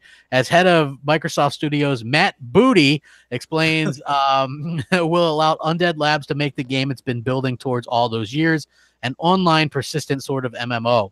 So it won't be a direct-to-DVD title? That's no. This could be what State of Decay 3 ends up being, which Booty confirmed is definitely up next on the docket. So we could get that, and I think it'd be awesome as an MMO where everybody can progress. Yes. Playing together. I'm totally 110% on board with that. You have no idea, like, you know, and I understand, like I said, I'm not going to rain on anyone's parade at all. But this isn't a critique. This is just a bummed out gamer. Like I really wanted a little bit more out of State of Decay 2. I mean, you guys know I am diehard zombie genre. Like Dying Light 2 was announced. I'm psyched. I was even hoping they were going to double down and somebody was going to show me Dead Island 2. I would have been psyched. Like I don't care. Like I just love that genre. And I'm not convincing any of you to like it. If you're tired of it, I get it. Yeah. But I'm not. So when State of Decay 2 came out, I didn't care even though I knew it wasn't like AAA status. I'm like, who cares? Let's go play a fun game. And for me personally, it didn't hit home, and I hope that State of Decay 3 is what I wanted this one to be. I think it's fun. I think that you know, it's a little fetch questy. It's a little at times. It's only fetch quest. So basically, what Booty confirmed, he said in this case of Undead Labs, we absolutely want to go make State of Decay 3. That is a clear goal. That studio will have some other incubation. They'll work on some things, but this is a State of Decay 3 team. He told in an interview. So, yeah, that's some interesting stuff, huh? Yeah. No, I think it's great. It seems like a natural progression to the game. I mean, it was a single player, then co-op, and now, boom, it's going to get even better. So it makes sense. And now that they have Microsoft right behind them, they're going to have the ability to do that right instead of before when they were by themselves in a way. I'm gonna sound like crap here. Maybe because they've been working on State of Decay 2 for as long as they were, and now they'll get resources and money. Depending on how big they want to make the MMO thing, that would alter the game completely. But if it just ends up being a much more cleaner, bigger, broader, less fetch quest-y game, I think that it could be a lot more that you fun. can all actually go into a world together and get kind of at least be able to take rucksacks back to your. I know, right? You can take your lint and your hairbrush with you, but you can't take a rucksack or complete any quest. Yeah, you can bring back that hairpin that breaks into a vault. Listen, the thing about it is this: I think that maybe they can come out with this game in a reasonable amount of time. You know, because they've been working on this one for so long now, they can do what they wanted to do to it. Maybe in 2 years we see a State of Decay 3. That'd be great. Yes, with servers. And yes. And zombies with power of the cloud. Let's do this. You have Azure, So it only makes sense to kind of do that, right? I mean, Do it all. yeah. So speaking of buying out Undead Labs, the biggest thing, in my opinion, that Microsoft announced was that they've acquired 5 new studios, and Phil Spencer said they're actually open to do more. Now, the interesting thing here is a couple of the studios do single-player games, Compulsion Games, and of course Ninja Theory. And he mentioned that Ninja Theory, that their game shipped a while ago, so that they might be further along than the other ones. You know, so we could see something from them soon, meaning we're going to get a single-player Ninja Theory game at some point. Obviously, Compulsion Games is probably the furthest out because they haven't even shipped their game yet. It's going to be they're still working multiplayer. on We Happy Few. Yeah, which, you know what's funny? That game looks so good when I watched the trailer. It looks good. They've worked so much on it because whatever they released on preview did not work out. Everybody that was like really hyped up and looking forward to it and tried it, they were like, "What the hell is this?" People wanted a story-based game. We thought it was gonna be. Yeah, and it was a survival game, right? Where they tricked us. They tricked us because on the trailer, there's no way in hell that they showed that. You know, so it's kind of like false advertisement over here. Yeah. I was like, "Yeah, BioShock." That's what I thought, and then it was like, "Nope, not BioShock." Not BioShock. Yeah. Yeah, but I did like their indie that they did before, Contrast or something like that, and it was about shadows. I love that game so much. Yeah, exactly. So but they're a narrative-driven studio. They make narrative games, and so does Ninja Theory. So you have those two that are going to make that. Gallagher Studio. Here's the funny thing: if you listen to Spencer's Inside Xbox thing, he goes, so he talked to David Gallagher, and he was telling Gallagher about some properties that Microsoft owned, right, like IPs. And maybe he was interested in doing something on them. And now they're doing something. Right. Doesn't that sound like he's working on an IP that Microsoft owns? Probably. I would say so, Crap. But, I mean, to be honest with you, it could be something new. But and check this out, though. Here's my theory. It's something new. Here's my theory. And maybe this is just me. I don't know. But if you think about it, it makes sense to me. David Gallagher is the guy behind the Tomb Raider reboot, right? Yeah. He could be behind a Perfect Dark reboot where third person. Yeah. That would be amazing. Gritty. I think that would be a good thing, right? Like, let them try it. And I think that could work. I know some people would be like, well, maybe that doesn't mean that they would be locked into doing that all the time. But I think that what Microsoft has done is they've given these other studios the freedom. They're basically what Gallagher said is they're operating almost like an indie studio. They have complete control over doing whatever they want. And same thing with Ninja Theory. That's what they said in their video. They can do whatever they want. And same thing with Compulsion Games. And I think that's going to help out because, you know, a lot of people will bring up the past. You understand something, though, Crap. You do have to understand something. You know, not everybody can be the Khaleesi, okay? Not everybody can just walk around and be like, do whatever you want. You're free. Well, dude, 343 you know the problem. That's the problem. Why we're getting a lot of is Gears. Yeah, but well, that's my whole point. Gears actually has a criteria. Like, so that's why that shit looks good. The problem is when you're just like that. See, what you guys all. You got to stop with all the stuff you're just reading and like all the people that you see in polygons. And they're like, let these artists be free and frolic. No. You need a little bit, right? You need a little bit of leadership. Yeah, and I get a little bit of right. Yeah, you need a little bit of guidance and say to them, look, okay, I'm not telling you what game to make, but you need to make it like this, meaning quality, crisp mechanics. I want this shit to work. I want it to work very good with Azure. I want it to do this. You have to put some guidelines down. If you just run around, you know what I mean? And you just like, look, we're bringing everyone over and it's freedom. I mean, everybody, you know what they're going to do? Nothing. And if you don't believe me, check out Lionhead Studios. They did nothing for 7 years. So, I mean, you can't just say that's happening. And I'm sure there's more going on behind the scenes. But you're right, Crap. What you're reporting is right because that's what they're preaching. They're preaching that they don't have any constraints. We're giving them complete freedom. And don't get me wrong. If you have a hardcore go-get-them kind of team, they're going to put out a great product. But they did buy 5. Okay? 5. Yeah. And I'm telling you, the odds are one's going to be good.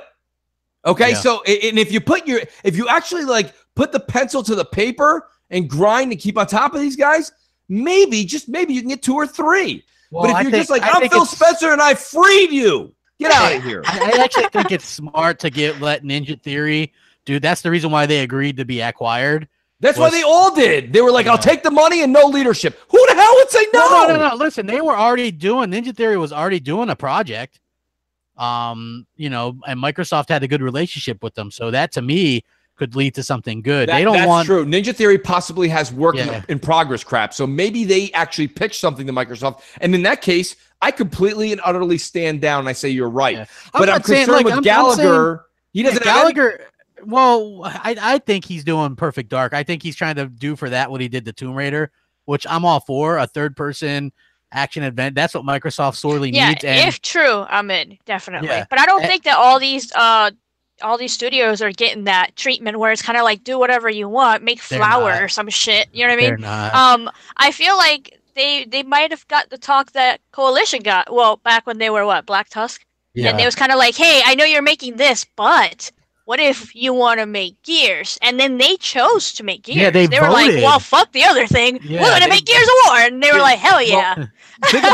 Think about this, Foxy. This will make you happy. When Rod came on to the day after, I think it was Inside Xbox, and he came in on Monday, and he was talking in the studio. He said, they were like, Rod, and of course it was Graham Boyd, who's Fredo, and Graham's sitting there. Boyd. He's like, I'm smart, and he's like, okay, so right. So he's sitting there talking to Rod. No, it's great. Graham is he's like, I can do it too. Okay, yeah, Graham, here's the microphone. You can do Inside at Xbox. Stay off the main stage. Listen, so he goes and he's like talking to Rod, and he's like, Rod, you didn't do one release. You did 3. And Rod, and I'm not gonna quote him because I don't remember, but I'm paraphrasing. Rod's like, yeah, we're the Coalition. We're badass. We don't do 1, we do 3. That's what we do. The gusto. On 3 that's different what I'm platforms. talking about, right? Woo. But that's what I'm talking. Yeah, but who cares? Yeah. That's what I'm talking about. That's a man who gets up, goes to work, and when he puts his pants on, he makes gold records. Crap. Okay, that's the difference.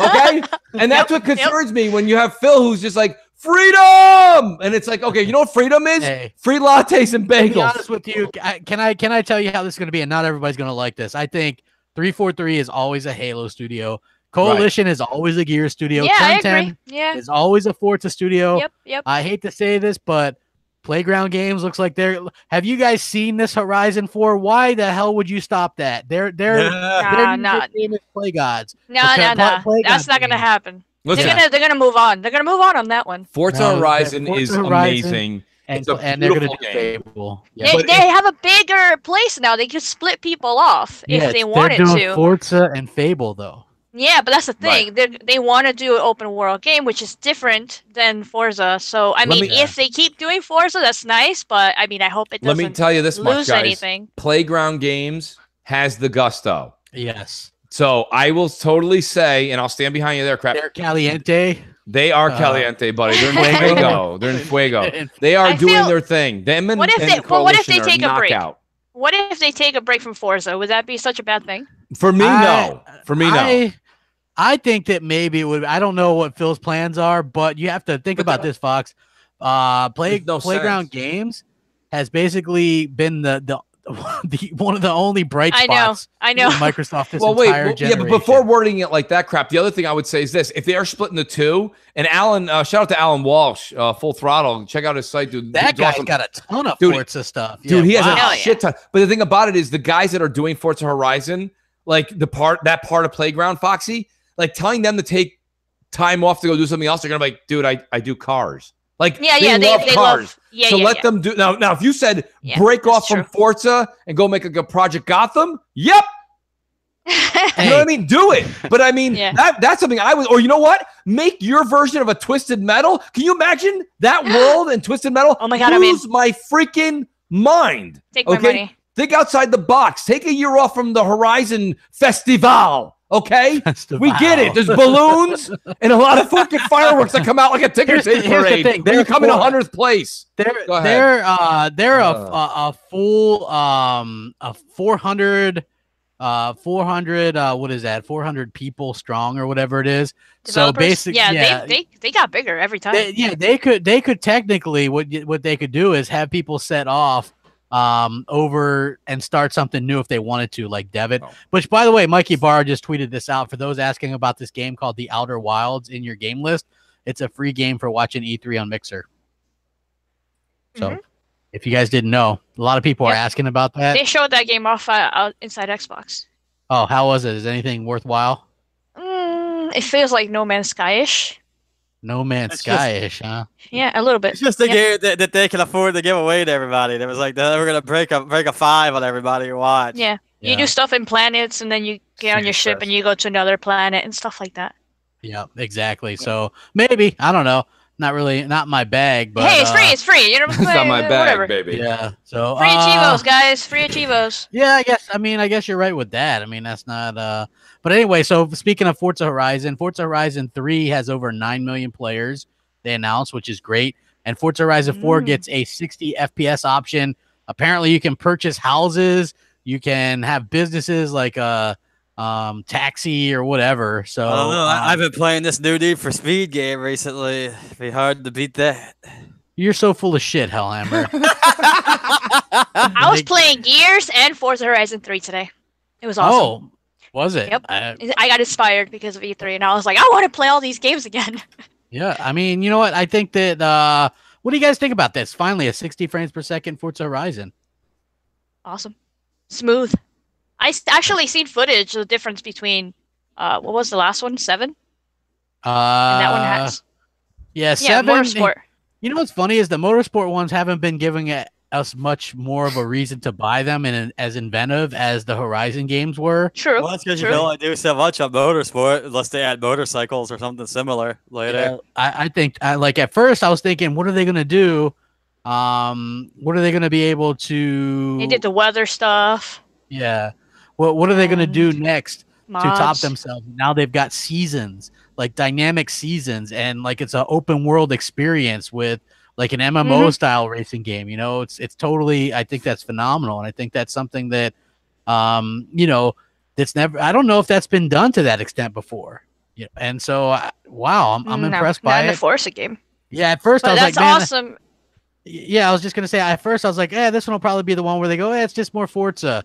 And now I think that it's going to score really well. I think it's going to be another 90 plus Metacritic on Microsoft's console, and then the PlayStation dudes will be like searching on Amazon Forza Horizon 4 PS4. Well, you know, well, it's true. If you look it up on Google, man, that's like one of the top things search. If you put Well, in, I'm gonna play it on 60 definitely because it runs. What do you guys butter- think buttery Forza smooth. Horizon? What do you guys think Forza Horizon 4 is bringing to the table different? Like, let me give you an example. So for me, this is for me. Forza Horizon 4 and Forza Horizon 3, and you can go back. Like, it's kind of like when people go, you know, and people say it all the time in the chat, people say it all the time on Twitter. Like, I'm really looking forward to MLB The Show 2018, 2019, 2020, 2021. To me, they're all kind of, they're starting to blend together. If not, they already have. That's my only issue with something like Forza Horizon 4, which is why when Foxy said should they take a break, I don't think they should take a break from Forza Horizon and go make, like, you know, a new Batman game. So I think they should. Batman. Go ahead. I think the main change is the drivatars. The fact that you're going to be playing within your world is going to be all real people. That's a game changer for me. So That does change things, Salty. But you know what? We've always been able to. I mean, how seamless will it be this time? Because last time they said it was going to be seamless, and I thought it still kind of just felt like free roam. You know what I mean? yeah, because the drivatars in the last game were just computer, right? Well, Yep. they're your real friends. Like they're kind of your friends. They record your friends, like Yeah, they're ghosts. their tendencies and stuff, and then Do like you- yeah, but like, it's different to have an actual person in there because I was talking about it, and I'm not a racing fan. I bought Forza Horizon, the last one, for the 3. Hot Wheels. Yeah, 3 for the DLC for the Hot Wheels, right? So I'm not a fan of racing in general, but they got me to buy the game. What's different when you have all players in the game world? You can do things like roadblocks, like you could line your cars up if you wanted to. You could do crazy shit. You know what I'm saying? That computer generated players wouldn't do. You know, computers can do certain things, but they don't act like trolls or whatever. You know, like they could do weird stuff. The possibilities are endless, and I think it's gonna be cool. yeah, and the seasons with the weather like that to me really speaks to me. You know, I think it's going to be something that we haven't really seen before. Go Salty, ahead. let me ask Salty. Salt, did you buy Forza Horizon 3? Yes, I did. No, and I guarantee you liked it, right? I mean, you definitely liked it. Yeah, and like I said, I'm not a racing fan, but I enjoyed it. You know, How long did you play it for? I don't know, like I mean, I'm not asking. You could be literal. He's giving I'm you not the literal. so salty. You say you Like, played the I don't know, game. like- No. I don't care if you put an play? hour in or 100 hours. Like I mean, 10 my I don't hours, know, probably. man. Squad 10, right? Badger- No, Yeah. that's fair though. Me and him are on the same page. I put in about between 8 to 10 hours of it. I put And in then like I was- 100 hours. Yeah, and I want to ask you, what else are you fascinated by? Like somebody walking a yo-yo. Like You I don't. played Destiny. Destiny's way more fun than Oh, driving around. no, not this. Everything's in crap. You cannot keep calling. You'd be the worst trial attorney No, in history. dude. That's Okay, my, you know- that's my Chewbacca. Chewbacca. That's my Chewbacca defense. Anything my you would God. bring up, I'd go, but you like Destiny, and the judge would be like, case dismissed. He Yeah. wins. You No, know? no, they wouldn't. You gotta love the cars for the cars, upgrading them, customizing them, racing all the time, doing different things with different Yeah, but you cars. say that, but like Foxy, most people are going to the button that says like automate your update on the I don't car. do that. You I don't sit do there that. and put in different spark but I plugs. like. on. I don't. Okay. Are you saying the fact that because she's a Well, there's- girl? wait. No, I'm saying it because I I go in don't. there. I go in there and I change my tires. I change my brakes. I mess with my car because I want to upgrade what I want, and I Not to know the mention you feature. You can I know the spend feature hours to upgrade. Yeah, you could do that, especially if you're a car nut. You love that stuff. But I like that they have the quick upgrade as well, just so it can be fast, or for people that are not into all Listen, that customization. I'm not asking for the game to go away. I'm just trying to say that, like, I think a lot of gamers that say the game is great, this is why things are kind of construed, are more like me and Salty, because we both say the same thing. Game was great.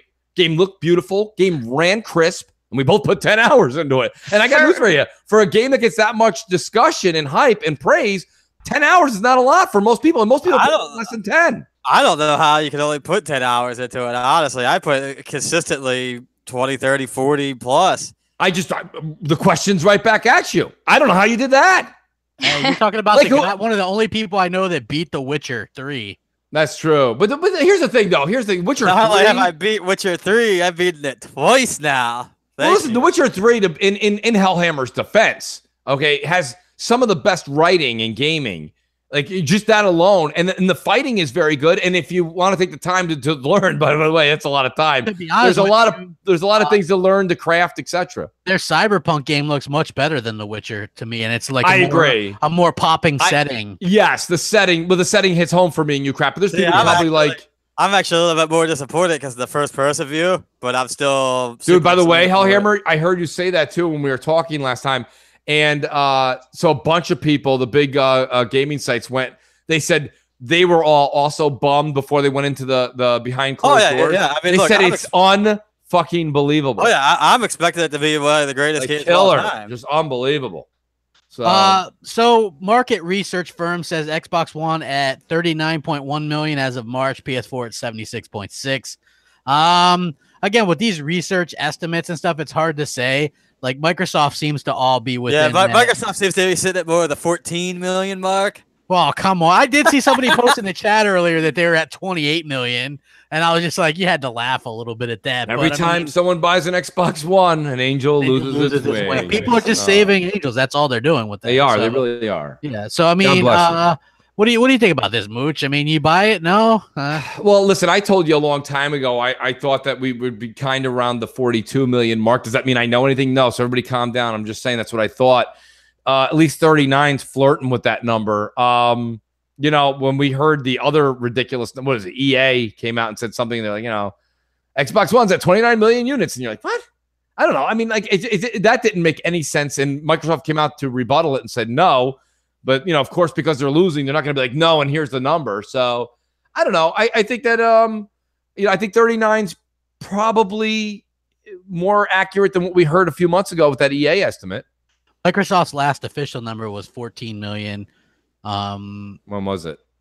2014, something like that. Yeah.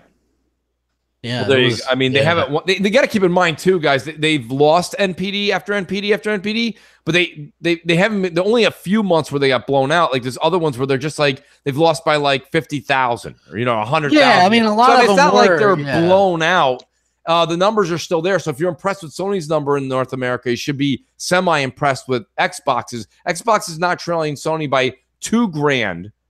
Too many million in the North American region. Yeah. I would say They might be number 2 on the charts, but they're number 1 in our hearts. Is that wow. Oh my I God. don't know about that, but there you go, I'll Sarah. chime in real quick because I don't normally talk about this kind of stuff. I don't care about numbers or anything. But the fact that I know, and they've said it, that this Xbox One is doing much better than the previous Xbox, and that shit was number 1. That's all I care about. I'm like, cool, you're doing better than before. That's awesome. That's it. Yeah. Good point. Yep. Yep. Get on the old Phil Spencer response. Yeah. Hey, I He's mean, deep. come on. Yeah. I mean, it is what it is. So, Xbox Scarlet. What do we think about this? ScarJo. Scarlet. Like, I don't know. I think it's interesting because Mooch, you were the one saying Microsoft need to strike and they need to kind of like surprise Sony and come out with something. And now, Phil Spencer. They did. If you listen to what Digital Foundry said when they were talking about Microsoft's E3, they said, and they released their roundup of Microsoft's thoughts on their E3 before Sony's. So they're like, well, you might know, but maybe they're hedging their best that Sony might mention a PS5 and they want to be like us too. Yeah. Which could have been possible as well. So also an Xbox executive from, I believe, Korea or something like that. It was Korea, I think. Yeah, that they're planning on announcing the next Xbox next year. So now I'm going to sound like Crapgamer a year ago with Halo. Will they announce the next Xbox next E3 and then launch it? Because it doesn't matter and it's just the next series in the family of devices. Will it come out next year? I mean, look, it does speculate a little bit, but I still think 2020 is probably. I think 2020 is probably the best bet. Yeah, I mean, next year wouldn't make much sense, not only just because of how recent the X is, but also as far as price point, if they want to make this thing so it's something that will rock like hardware world, it's gonna have to be another year. But also gonna have to charge $800 for it or eat it. Yeah. I mean that's gonna be their 2 options.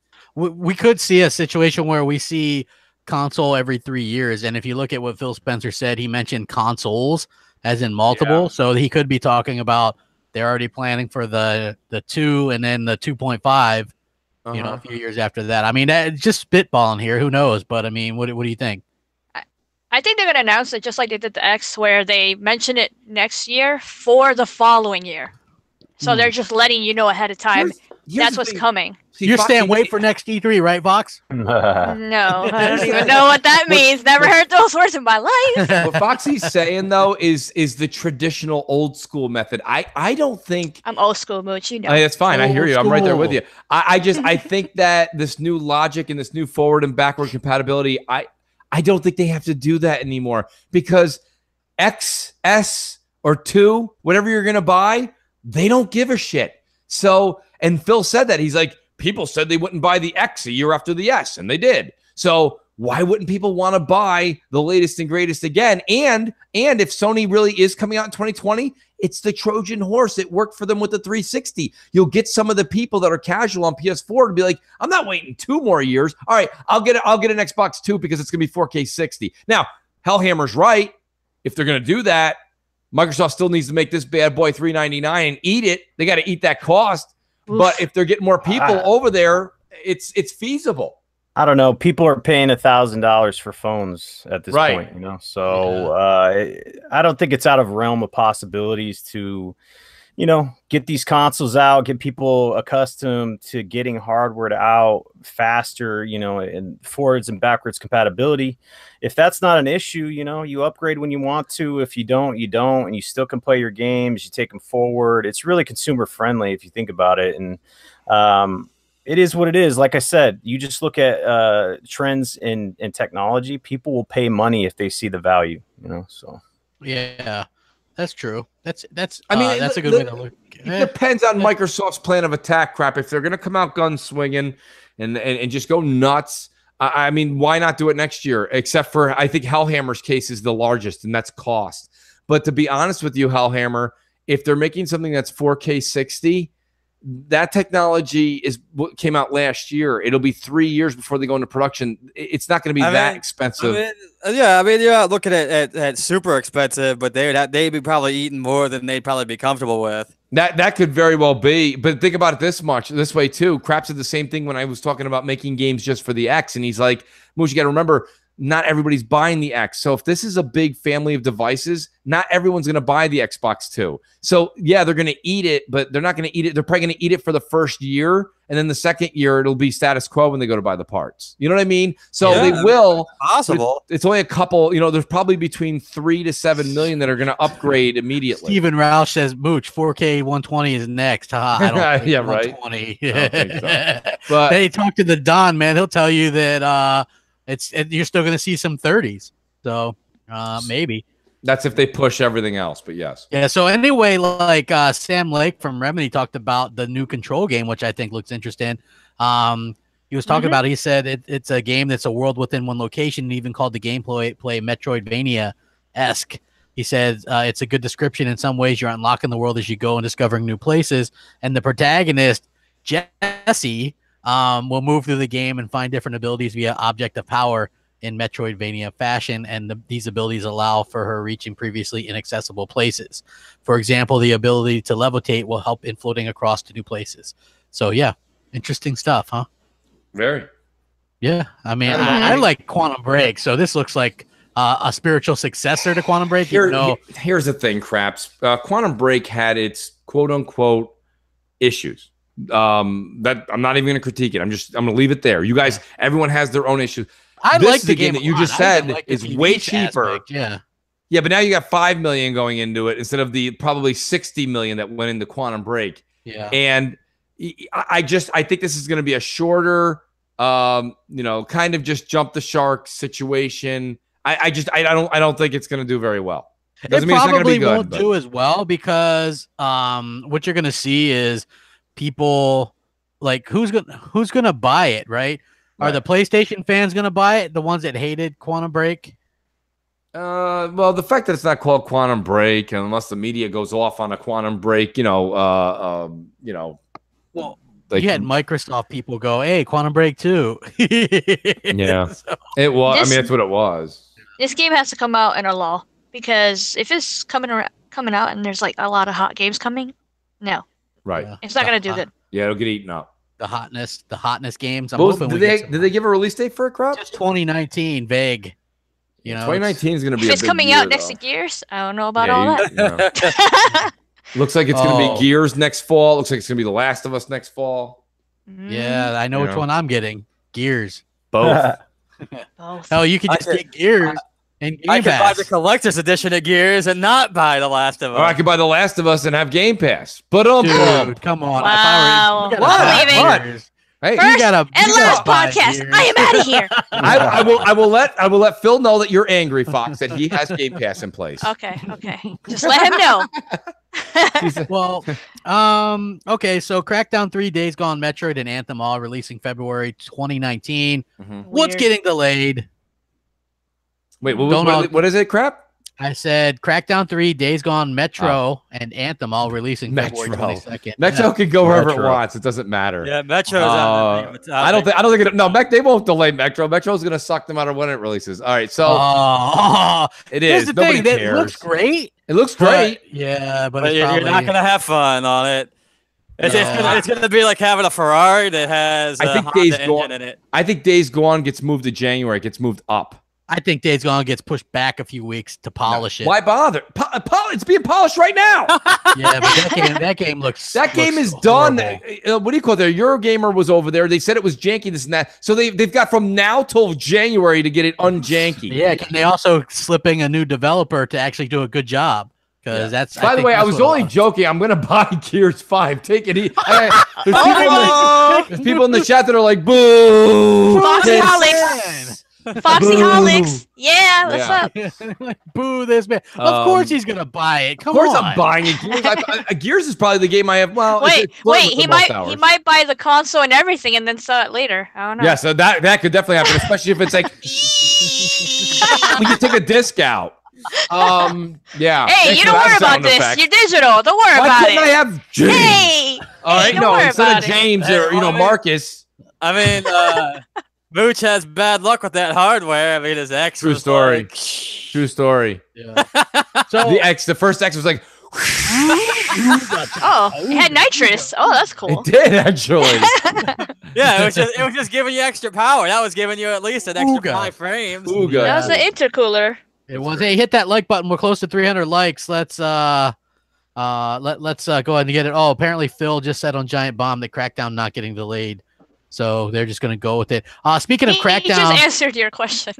yeah, Crackdown apparently it looked good. Did you guys like the new trailer? I did. Oh, all right. Go ahead, So man. Oh, I salty, like jump in. I like the way the single player looked. It looked more polished to me. I like Terry Crews there. It definitely looked like they put some polish into the single player, but it was a big letdown that they didn't show the multiplayer destruction. I'm like, when are we going to see this? I don't think it works, honestly. Like they answered it. They said that they're showing it a little bit later this year to everyone. So I think they're gonna have. It was unfortunate, you know, like they've been talking about this. This was like the main seller for me.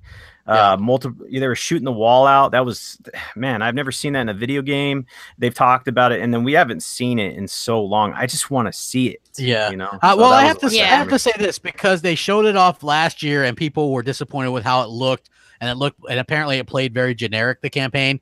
So they show it now. And it looks like the guy levels up a lot, and he can level up his car and drive up, buildings, and it turns into a tank, and you can throw tanks, and you can jump up the whole building. Duckies too. Yeah, so I mean, like that to me looked awesome. I'm hoping that they show off the destruction, which they said they're going to do this year. So I'm hoping they do that sooner rather than later as well. So I don't know. think it was. Yeah, go ahead. I think it was genius of them to put Terry Crews on there. My little brother was like, "Oh man, that's his game. I want to get that because of him." So it was really smart to have him in there as a playable character. People love all his catchphrases and everything, so that's really cool. But I'm with Salty. I wanted to see more. I wanted to see multiplayer and stuff like that. Yeah, I get you. That's a good reason to be disappointed. I'm with you. I think that we should see the multiplayer sooner rather than later. What do you think, Mooch? Are you excited about that? Which one, buddy? Crackdown 3, the new trailer. Okay, I am, but like I think everyone's kind of said it, and it's been all over the internet. I just kind of wish we saw a little bit of that multiplayer. But I think it looks great. I think the game is going to run buttery smooth, especially the single player. I can't speak for the multiplayer. I haven't seen it, but Rad Brad, let's do this. Let's do this. He's been all over that. He's got that video out there. It looks great. Listen, I'm amped for. I don't even like the Crackdown series, but Crackdown 3 looks very good for what it is, and I think it'll be fun. It's a hashtag fun game, crap. Hashtag fun. Right? Hell yeah. Yeah, see you in Game Pass. Dude, like it even matters. I buy all of them anyway, Hellhammer, and then you get to play them for free. So yeah, you're lucky, Hellhammer. I have my own Game Pass. It's called the Crap Pass. Exactly. It's like great. He's like, oh, you got Onrush, huh? Oh, you got Jurassic Park, huh? Oh, you got. Oh, well, yeah. I mean, yeah, you should talk about that, even though it's time to get out. I'll tell you, man, that Jurassic Park game cannot be good. I like it. You know what that means, folks? Crap. I think it's so. Like I think it's a building one, right? It's the one that you build in the area. Build your own Jurassic Park, and it's good for if you like those type of games. I like those kind of games, and I get like that game bores me a little bit. Yeah, I mean you're gonna get bored if you're not into that type of thing, or even if you are, maybe you'll get bored. Hell if I know. But for me personally, I like it. So I would suggest it to people if they like those type of games. If you liked Operation Genesis on the original Xbox, then I think you'll like this one as well. So definitely, and it's X enhanced, so you got that going for you. So think about it. What do you do in the game? Okay, so there's different. You know how Jurassic Park had the different islands. You can unlock do. So basically, you build your own park, right? Yeah. Sort of like Zoo Tycoon, and then you like incubate dinosaurs, and you got to search. You send teams out to search different areas of the world for like DNA, and then you come back, and once you get a certain amount, you can like have the dinosaurs, and you have the fences, and they got to have water. And oh my god, how much is this game? That sounds awful. I don't know. It's like I think it's $40 or so, or 50 bucks. I don't know. I'd rather just play a game where you walk around as Jeff Goldblum for a couple hours. He's the narrator. I know he is. Just take all that other shit out. Yeah, and I get a Jeff Goldblum. Just Jeff Goldblum walking around being like, Crapgamer, your time is up. Time's up. Time is up, Crap. Thanks for the gift. I did want to mention one thing that was kind of cool. I don't know. Maybe I'm Woo. think this is cool. Telltale Games confirmed they're working on a Stranger Things game. Nice. That could be very cool. I'll give. That's what I'm like, saying, right? Yeah, I don't like cool. Telltale, but that's pretty cool. Yeah, I mean, to me, that's pretty cool. That's I'm another 1,000 gamer score for you. I know, right? Like, woo! You know they're changing up the Telltale games, right? They said it. They said it when they were talking about the new Walking Dead, how they're changing, like, random combat could happen, less QTEs and stuff like that are happening in the game. And it's over the shoulder camera now and stuff like that. Yep. So I saw that. That sounds pretty cool to me. So Yeah. I'm very As long interested as in that. Crapgamer still gets his 1,000 gamer score off of it, he's good. Oh yeah. Like I said, hit that like button, guys. Mooch, what do you got going on? Well, we got a full week, buddy. E3 responses. There's still news coming out every day. At the Xbox camp, PlayStation, people all still reporting. So this is a big news week still. We got Crossfire Friday night, 7 p.m. Eastern time. And then MNC mornings on my channel, 11 a.m. Sunday morning. So I'm pretty excited about that. Hell yeah. Hellhammer, what do you got going on?